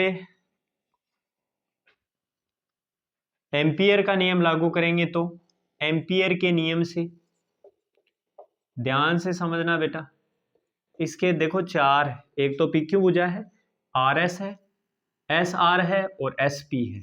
तो इन चारों भुजाओं के लिए अलग अलग एम्पियर का नियम यूज करेंगे, समाकलन नोट डीएल। अब मान लो इस एल लंबाई है लेकिन इस पे एक छोटा टुकड़ा मैं डीएल ले लेता हूं, तो बी डॉट डीएल है ना, और ये मैं बात कर रहा हूं पी क्यू की, तो पी से क्यू लिख दूं, समझ जाए थोड़ा। फिर अगर मैं इस भुजा के लिए लगाऊंगा क्यू आर के लिए, तो प्लस बी डॉट डीएल, और ये चुंबकीय क्षेत्र का रेखीय समाकलन हो गया क्यू आर से क्यू से आर के लिए, प्लस इस बाहर वाली के लिए समाकलन नोट बी डॉट डीएल, और ये हो गया आर एस के लिए, आर से एस, और समाकलन नोट ये बच गई एस पी, एस से पी, बी डॉट डीएल। अच्छा, चुंबकीय क्षेत्र का रेखीय समाकलन सभी भुजाओं के लिए चुंबकीय क्षेत्र का रेखीय समाकलन कर दिया। ये निर्वात की चुंबकशीलता और प्रवाहित कुल धारा के गुणनफल के बराबर होता है। तो यहां तक समझ में आ गया होगा। इन सभी भुजाओं का अलग अलग चुंबकीय क्षेत्र का रेखीय समाकलन लिखेंगे। अब डॉट हटाना है, डॉट हटाते ही कोस थीटा आता है, तो साथ में थीटा भी समझते जाना। समाकलन बी डीएल कोस, देखो बेटा ये थीटा होता है, कोस थीटा होता है, ये बी और डीएल जिनके बीच में डॉट लगा उनके बीच का कोण होता है। बी की दिशा इधर है और इसके अंदर सपोज करो ऐसे धारा प्रवाहित हो रही है, तो डीएल की दिशा इधर हो जाएगी, बी की और डीएल की दोनों एक ही तरफ दिशा है, इसलिए थीटा की वैल्यू कितनी हो जाएगी 0 डिग्री। तो यहाँ 0 डिग्री लिख दो। अब ये पी से क्यों लिखने की जरूरत नहीं है। यहाँ पे देखो क्यू से आर, ये जो इसका अगर अल्पांश लूंगा तो उसकी दिशा ऊपर की तरफ, बी की दिशा इधर, ये 90 डिग्री पर है ना, तो इसका मतलब हो गया समाकलन नोट B D L cos 90 degree. Plus यहाँ पे देखो बाहर मैंने क्या बताया, बी का मान कितना होता है 0, और ये परिनालिका के बाहर स्थित है, तो यहाँ पे बी का मान 0 कर दो, डी एल कोस, देखो इधर धारा की दिशा, इधर बी की दिशा 180 डिग्री हो जाएगा, वैसे ही ये 0 होना है। प्लस ये देखो वापस 90 डिग्री है ना, इसकी दिशा इधर बी की और डीएल की दिशा नीचे की तरफ, तो समाकलन नोट B D L cos 90 degree बराबर म्यू नोट आई। अच्छा देखिए ये कोस 0 डिग्री का मान 1 हो गया, तो यहाँ पे आया समाकलन B D L cos 90 degree का मान 0, और ये 0 हो गया क्योंकि 0 से ये गुणा हो रहा है, फिर कोस 90 डिग्री का मान 0 बराबर म्यू नोट सिग्मा आई, है ना। अब हम बी कांस्टेंट है, अंदर डीएल का समाकलन कर लेंगे तो ये पूरी पीक्यू की लंबाई आ जाएगी, बीएल हो गया, और इधर म्यू नोट सिग्मा आई।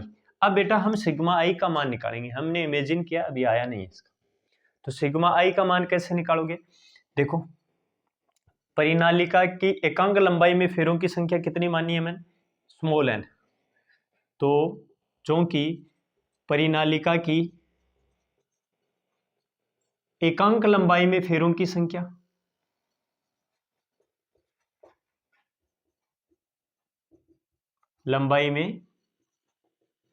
फेरों की संख्या कितनी है, स्मॉल एन, इसलिए एल लंबाई में फेरों की संख्या हो जाएगी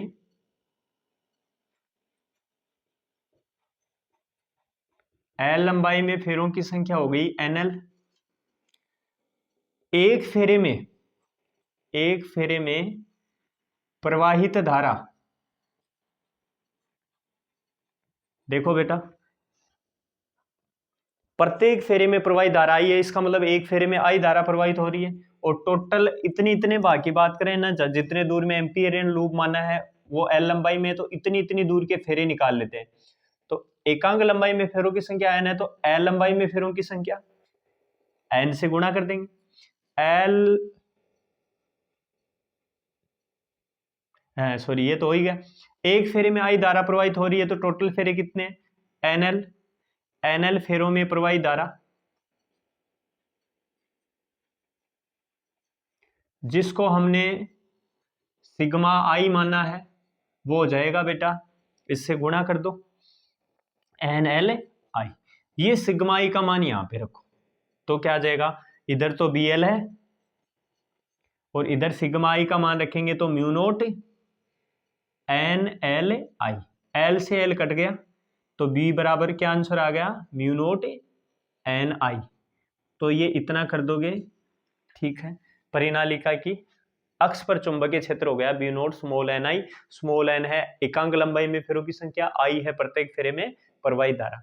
अगर सपोज करो ये परिमित लंबाई की होती है, इसकी टोटल लंबाई दी हुई होती है हमें, तो टोटल लंबाई में अपन टोटल फेरे काउंट कर सकते हैं, ये तो अनंत लंबाई की हो गई, इसलिए हमें एकांक लंबाई में फेरे लेने पड़े। अगर कुल लंबाई दी हुई है तो कुल फेरे हम काउंट कर सकते हैं। तो अगर मैं एक विशेष कंडीशन लूं, यदि एल लंबाई की परिनालिका में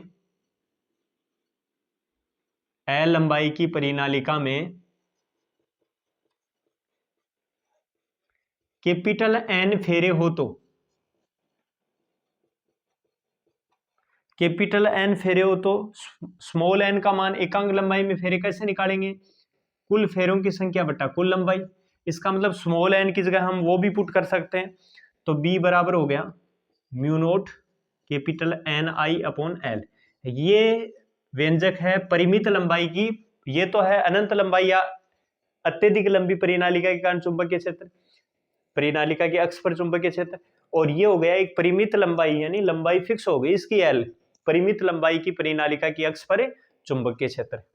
क्लियर है। क्वेश्चन नंबर 5 है, एक समान चुंबकीय क्षेत्र में रखी आयताकार धारावाही कुंडली पर बल तथा बल आघूर्ण का व्यंजक ज्ञात कीजिए। बल निकालना है, बल आघूर्ण निकालना है, चित्र बनाने हैं, और बल आघूर्ण का मान कब अधिकतम होगा और कब न्यूनतम होगा बताइए। स्क्रीनशॉट लो। अब देखो इसका सॉल्यूशन करते हैं। तो एक समान चुंबकीय क्षेत्र में रखी आयताकार कुंडली, देखो बेटा पहले इसका डायग्राम बनाओ अच्छा सा। एक समान चुंबकीय क्षेत्र के लिए हम क्या करते हैं, ये N ध्रुव है और ये चुंबक का S ध्रुव है, दो स्थायी चुंबक लिए, N ध्रुव और S ध्रुव है। चुंबकीय क्षेत्र रेखा आपको पता है N से S की तरफ जाती है, तो ये इनके बीच में एक समान चुंबकीय क्षेत्र है।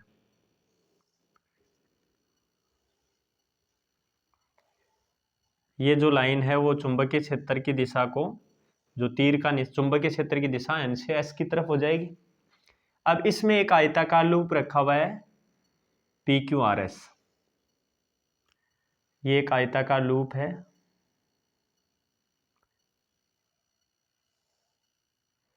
PQRS। इस लूप में अब देखो ये लूप है थीटा कोण पे रखा हुआ है, समझना आप। अगर ये एकदम से ऐसे रखा होता है ना, इस तरह से रखा होता तो ये बिल्कुल इसके समांतर हो गया बोर्ड में। अगर ऐसे रखा होता तो ये चुंबकीय क्षेत्र इधर है और लूप ऐसे रखा हुआ है, इसका मतलब ये लूप का तल है चुंबकीय क्षेत्र के लंबवत हो जाता। लेकिन देखो इसके अंदर ये थोड़ा ऐसे तिरछा रखा हुआ है, चुंबकीय क्षेत्र बिल्कुल ऐसे है, ऐसे है, लेकिन लूप है ना ये तो लंबवत, ये इसके समांतर हो जाता, लेकिन ये थोड़ा थीटा एंगल पे रखा हुआ है, थोड़ा सा टेढ़ा रखा हुआ है, समझ गए होंगे मेरी बात, थोड़ा सा ऐसे तिरछा रखा हुआ है और चुंबकीय क्षेत्र ऐसे है, तो इनके बीच में जो एंगल बन रहा है वो थीटा एंगल बन रहा है। ओके, और ये इस लूप की अक्ष हो गई। इस लूप में आई परिमाण की धारा वामावर्त प्रवाहित हो रही है, यानी पी से क्यू, क्यू से आर, आर से एस, एस से पी, इस तरह से प्रवाहित हो रही है, तो ये एंटी क्लॉकवाइज हो गई और धारा का परिमाण है आई। तो आई परिमाण की धारा इस तरह से बह रही है। अब देखो बेटा इस पर बल लगेगा, है ना, बल सपोज करो इसकी चौड़ाई तो बी है, ये बी है तो ये भी बी हो जाएगी, और लंबाई एल है। यहां तक समझ गए होंगे, लूप की लंबाई एल है, चौड़ाई बी। अब इस पर पहले बल निकालना है, तो प्रत्येक भुजा पर हमें बल निकालना पड़ेगा। पहले हम और सब कुछ भूल जाओ, चुंबकीय क्षेत्र इधर है और एक ये सपोज करो एक तार है PQ जो इस चुंबकीय क्षेत्र के लंबवत रखा हुआ है, जिसमें नीचे की तरफ धारा प्रवाहित हो रही है। तो इस पर बल की दिशा ज्ञात करने के लिए हम फ्लेमिंग का बाएं हाथ का नियम काम में लेते हैं। बाएं हाथ की मध्यमा, तर्जनी और अंगूठे को इस प्रकार से फैलाओगे कि तीनों एक दूसरे के लंबवत रहे। अब ध्यान देना, इस तर्जनी अंगुली को चुंबकीय क्षेत्र की दिशा में रखना है, मध्यमा अंगुली को धारा की दिशा, धारा नीचे की तरफ है तो मैंने मध्यमा को नीचे की तरफ रखा और इसको चुंबकीय क्षेत्र की तरफ रखा। अब जो अंगूठा है बल की दिशा, तो अंगूठा इस बोर्ड के तल के लंबवत बाहर की तरफ है, आप लिखोगे कागज के तल के लंबवत बाहर की ओर, तो इस भुजा के ऊपर बाहर की तरफ धक्का लगेगा, और इसको मैं इस पर जो बल लग रहा है उसको लिख देता हूं कि भाई इस पर F1 बल लग रहा है, और इस F1 बल की दिशा किधर है, बाहर की तरफ, ऐसे दिखा दूं, समझ आएंगे, कागज के तल के लंबवत बाहर की ओर। अच्छा, अब इसके सामने वाली भुजा देख लो, जो RS भुजा है उस पर देखो चुंबकीय क्षेत्र, धारा ऊपर की तरफ बह रही है और इस पर बल लग रहा है नीचे की तरफ, तो नीचे की तरफ बल लग रहा है, तो इसको मैं ऐसे लिख देता हूं F2 बल है, इसको मान लेंगे F2, इसको F3 मान लो, जो भी जरूरी नहीं है F2, इसको भी मान सकते थे, कोई दिक्कत नहीं थी, लेकिन ऐसे कंटिन्यू हो जाए इसलिए मैंने इसको F3 मान लिया। अब इसकी दिशा किधर आई, नीचे की तरफ, इस भुजा पर बाहर की तरफ धक्का लग रहा है, इस भुजा पर अंदर की तरफ धक्का लग रहा है, इसका मतलब ये कुंडली घूमेगी इसके अंदर, सीधी सी बात है, तो बल आघूर्ण उत्पन्न करेगा, और जब बल आघूर्ण भी तो निकालना है, तो ये जो F1 और F3 है यही बल आघूर्ण उत्पन्न करने वाले हैं। चलो इन भुजाओं को भी देख लेते हैं एक बार। तो ये QR भुजा है, तो QR भुजा में देखो इस कुंडली को मैंने कहा तो अंदर की ऐसे है, तो ये Q तो है बाहर की तरफ और R है नीचे की तरफ, तो हम दो धारा है, धारा वाली अंगुली है ना, अंदर की तरफ करेंगे हम। तो देखो चुंबकीय क्षेत्र, धारा इधर, समझ रहे हो, तो अब बल नीचे की तरफ लग रहा है, तो जो F2 बल है वो नीचे की तरफ हो जाएगा।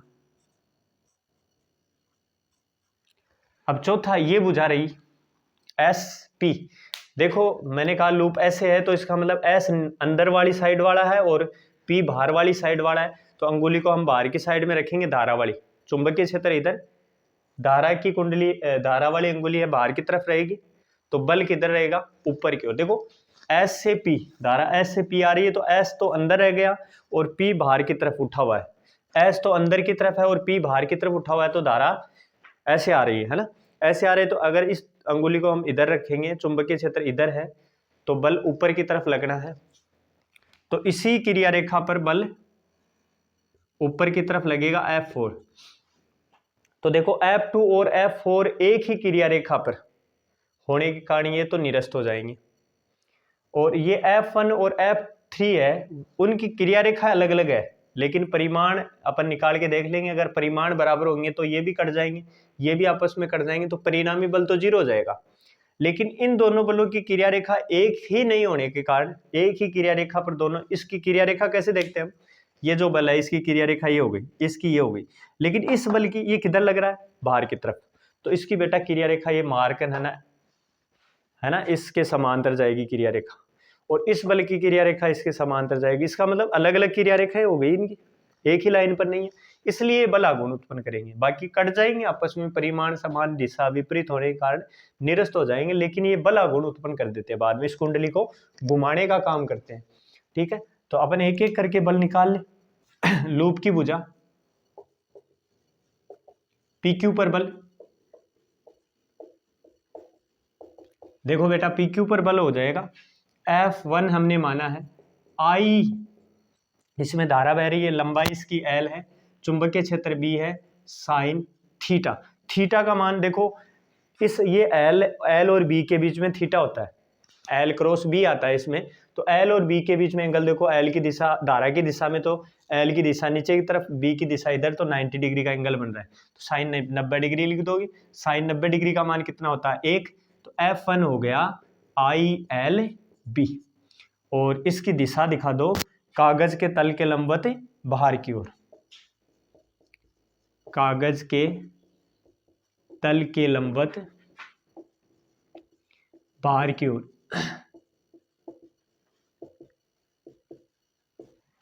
ओके, अब हम लूप की भुजा इस RS पर की बात कर लें। लूप की भुजा RS पर बल,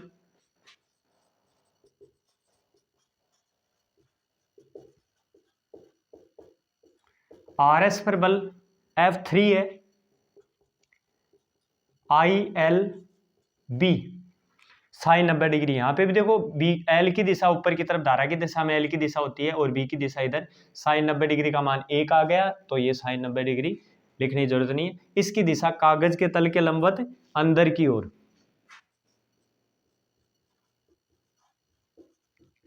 तल के लंबवत अंदर की ओर, करेक्ट। अच्छा जी, F1 और F3 आ गया। अब देखो बच गया कौन सा, F2 और F4, तो अब निकालो, ये ILB, ये भी ILB, इसकी दिशा लंबवत बाहर की ओर, इसकी दिशा लंबवत अंदर की ओर, तो आप ये लिख दोगे एक लाइन, F1 व F3 परिमाण में समान व दिशा में विपरीत होने के कारण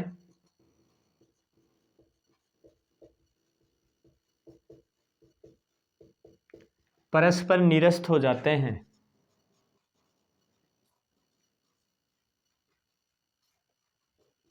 तो ये तो कट गए आपस में, यानी ये दोनों बल कट गए।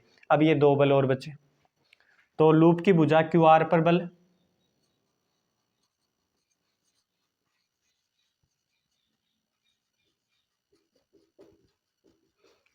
QR पर बल कितना हो जाएगा, F2 हमने माना है, F2 इजिकल टू हो गया I, देखो L नहीं लेना, इसकी भुजा चौड़ाई B ली है तो ये भी B हो गई, तो I small b, capital B चुंबकीय क्षेत्र साइन थीटा ही लेना है, क्योंकि न तो ये लंबा लंबवत है नहीं समांतर है, तो थीटा का मान 0, थीटा लिया हुआ तो आप थीटा ही रखोगे। और इसकी दिशा ऊर्ध्वाधर है, नीचे की ओर, नीचे की ओर। और जो लास्ट लूप की भुजा है SP, लूप की भुजा SP पर बल, लूप की भुजा SP पर बल हमने F4 माना है, तो F4 इजिकल टू वही IBB साइन थीटा। और ये क्या लिखोगे, ऊर्ध्वाधर है, ऊपर की ओर।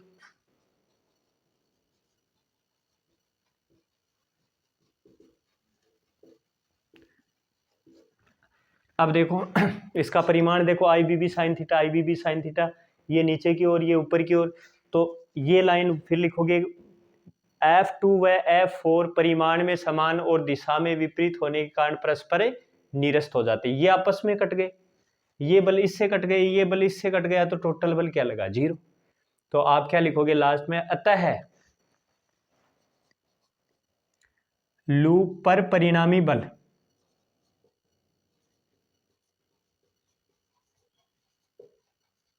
F बराबर, इन सभी को जोड़ देंगे, F1 plus F2 plus F3 plus F4, और सारे आपस में कट गए, F1 F2 से कट गया, F3 F4 से कट गया, तो परिणामी बल 0 होगा। इस कारण लूप है वो चुंबकीय क्षेत्र में स्थानांतरित गति नहीं करता है। क्लियर है। अब हमें सवाल में पूछा है बल आघूर्ण का व्यंजक, तो बल आघूर्ण ज्ञात करने के लिए देखो अपन इसी डायग्राम का एक पार्ट लेते हैं, थोड़ा ध्यान देना। बल आघूर्ण ज्ञात करेंगे तो बल आघूर्ण के लिए बल आघूर्ण को डिनोट करते हैं टो से। इसी डायग्राम का पार्ट लेते हैं, चाहे तो ये वाला ले लो, चाहे ये नीचे वाली भुजा ले लो। तो ये देखो चुंबकीय क्षेत्र है,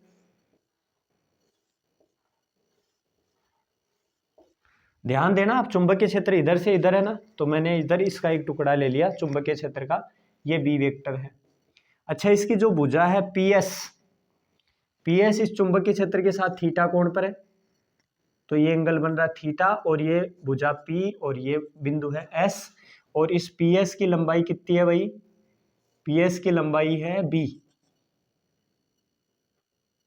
ये क्लियर है ना। अच्छा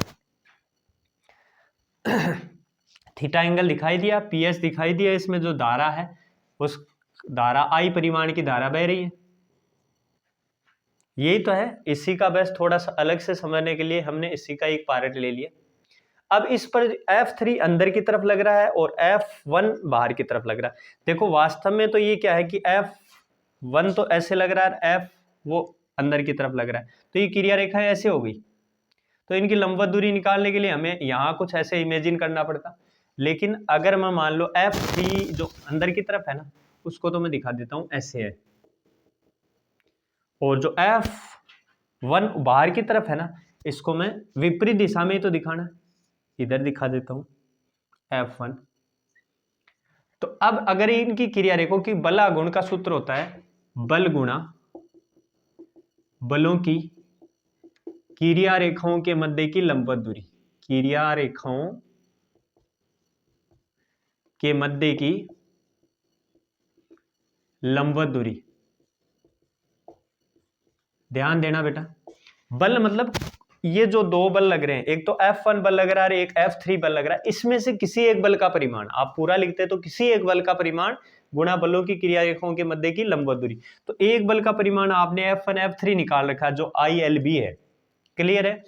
लेकिन इनकी क्रिया रेखाओं के बीच की लंबवत दूरी, इसकी क्रिया रेखा तो ऐसे जा रही है और इस बल की क्रिया रेखा ऐसे आ रही है, तो लंबवत दूरी निकालने के लिए इस बल की क्रिया रेखा आगे बढ़ाओ और इस बल की क्रिया रेखा इधर से जाएगी, तो इनकी लंबवत दूरी ये हो गई ना, बताओ ये हो गई, और इसको मैं बिंदु O नाम दे दूं, तो लंबवत दूरी कौन सी होगी, ये क्रिया रेखा इसकी तो ऐसे, इस बल की क्रिया रेखा ऐसे, तो लंबवत दूरी ये हो गई, इसका मतलब ये PO हो गई या OP। तो टो इजिकल टू किसी एक बल का परिमाण, एक बल तो F1 ले लो, परिमाण हो गया इसका, है ना भाई। परिमाण चाहे तो आप ऐसे लिख सकते हो, और चाहे आप इस वेक्टर और मोड को हटा दो, ये भी परिमाण ही है ना। इनटू बलों की क्रिया रेखाओं के बीच की दूरी कितनी है ओपी, तो टो हो जाएगा। F1 की वैल्यू है, निकाली थी हमने स्टार्टिंग के अंदर ही, ILB आई थी। अच्छा ओपी की वैल्यू, ओपी की वैल्यू देखो यहाँ पे एक ट्राइंगल बन रहा है, त्रिभुज, क्या बन रहा है त्रिभुज POS। इस त्रिभुज के अंदर देखो POS, ये थीटा है तो सीधी सी बात है ये थीटा होगा, ये आधार हो गया और ये कर्ण हो गया। आधार और कर्ण का मान हमें पता है, आधार हमें निकालना है, तो आधार और कर्ण किस में आते हैं, कोस थीटा बराबर होता है आधार बटे कर्ण, कोस थीटा बराबर आधार बटे कर्ण। आधार है PO या OP और कर्ण है स्मॉल b, तो OP कितना आ गया स्मॉल b कोस थीटा, बोलो यहां तक क्लियर है। तो ये जो PO भुजा है वो b कोस थीटा आ गई, ये वाली भुजा, तो ये हम यहां रखेंगे OP की जगह, तो ILB सॉरी कैपिटल B चुंबकीय क्षेत्र है ना, और OP का मान है स्मॉल b कोस थीटा।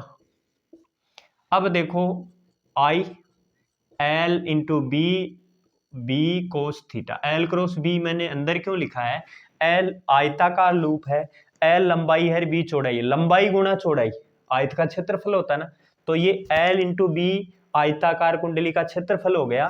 तो यहाँ पे IL क्रॉस B क्षेत्रफल को A से डिनोट करते हैं, IAB कोस थीटा, तो टो का सूत्र हो गया IAB कोस थीटा। यदि इस कुंडली तो एक फेरा दिखाया मैंने, जबकि कुंडली क्या कैसे बनती है, बहुत सारे फेरे लपेट के बनाई जाती है। तो यदि कुंडली में n फेरे हो, यदि कुंडली में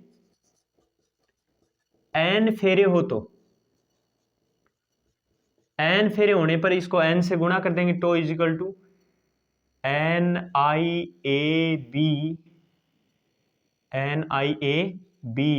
कोस थीटा। यहां तक क्लियर है। अब देखो इसके आगे देखते हैं। अब देखो NIA होता है कुंडली का चुंबकीय आघूर्ण, कुंडली का चुंबकीय आघूर्ण का फॉर्मूला होता है। तो इसका मतलब यहाँ पे आप NIA की जगह M लिखोगे तो tau is equal to capital MB cos theta. अब ध्यान देना यहाँ A है ना, A आया है, तो A की दिशा किधर होगी, कुंडली देखो चुंबकीय क्षेत्र इधर है, ठीक है, थोड़ा ध्यान दो, चुंबकीय क्षेत्र तो ये मार्कर की दिशा में है, और ये जो SP भुजा है ये मेरी अंगुली है ना, ऐसे है थोड़ा इधर, तो ये जो A है, A की दिशा होती है, जो कुंडली होती है ना उसके तल के लंबवत ऐसे होती है, चुंबकीय क्षेत्र ऐसे रह गया, कुंडली के साथ थीटा कोण पर है, और A होता है इस तल के लंबवत, तो इसका तल अगर इस 2D के अंदर देखो तो ये हो गया, और ये इस A की दिशा हो गई, तो A की दिशा इधर है, A वेक्टर की दिशा, तो इसका मतलब ये कोण है चुंबकीय क्षेत्र के साथ अल्फा, चुंबकीय क्षेत्र के साथ अल्फा, और ये कुंडली का तल है, A कुंडली के तल के लंबवत है, तो इसका मतलब ये पूरा 90 डिग्री, तो ये 90 थीटा और अल्फा को मैं जोड़ दूं तो कितने डिग्री हो जाएगा, 90 डिग्री। तो चूंकि थीटा प्लस अल्फा कितना हो जाएगा, 90 डिग्री, तो थीटा बराबर, थीटा की जगह मैं लिख सकता हूं 90 माइनस अल्फा, ठीक है, तो थीटा की जगह रखो tau is equal to MB cos 90 minus alpha, और कोस 90 माइनस थीटा बराबर होता है साइन थीटा, तो tau is equal to MB sine alpha. और इसका सदिश रूप लिखें तो ये तो इसका परिमाण आ गया बल आघूर्ण का, सदिश रूप लिखें तो क्या आ जाएगा, सदिश रूप हो जाएगा बेटा tau vector is equal to M vector cross B vector, correct. अब हमें और सवाल पूछा है, बल आघूर्ण का मान कब अधिकतम, अधिकतम मान कब होगा, जब इस साइन अल्फा का मान 1 आ जाए, अधिकतम मान कब होगा, जब साइन अल्फा का मान 1 आ जाए, और अल्फा का मान अगर 90 डिग्री हो तब साइन अल्फा का मान 1 आएगा। तो पहली कंडीशन है यदि अल्फा इजिकल टू 90 डिग्री हो तो, और अल्फा 90 डिग्री होने का मतलब हो गया कि ये कुंडली है ना, ये ऐसे हो, चुंबकीय क्षेत्र कुंडली का तल चुंबकीय क्षेत्र के तल में आएगा तब A इसके लंबवत आएगा, है ना, A अल्फा जो कुंडली का तल चुंबकीय क्षेत्र में आएगा तो A इसके लंबवत हो जाएगा। तो देखो बेटा अल्फा अगर 90 डिग्री है तो टो कितना हो जाएगा, एम बी, जो मैक्सिमम होगा, अधिकतम। और दूसरा पूछा है कब न्यूनतम होगा, तो यदि अल्फा, अब इसका मान अगर 0 आ जाए तो ये टो 0 होगा, तो यदि अल्फा 0 डिग्री हो तो टो कितना हो जाएगा, 0 हो जाएगा, न्यूनतम हो गया। तो इस तरह से करोगे तो आपके पूरे 4 नंबर मिल जाएंगे।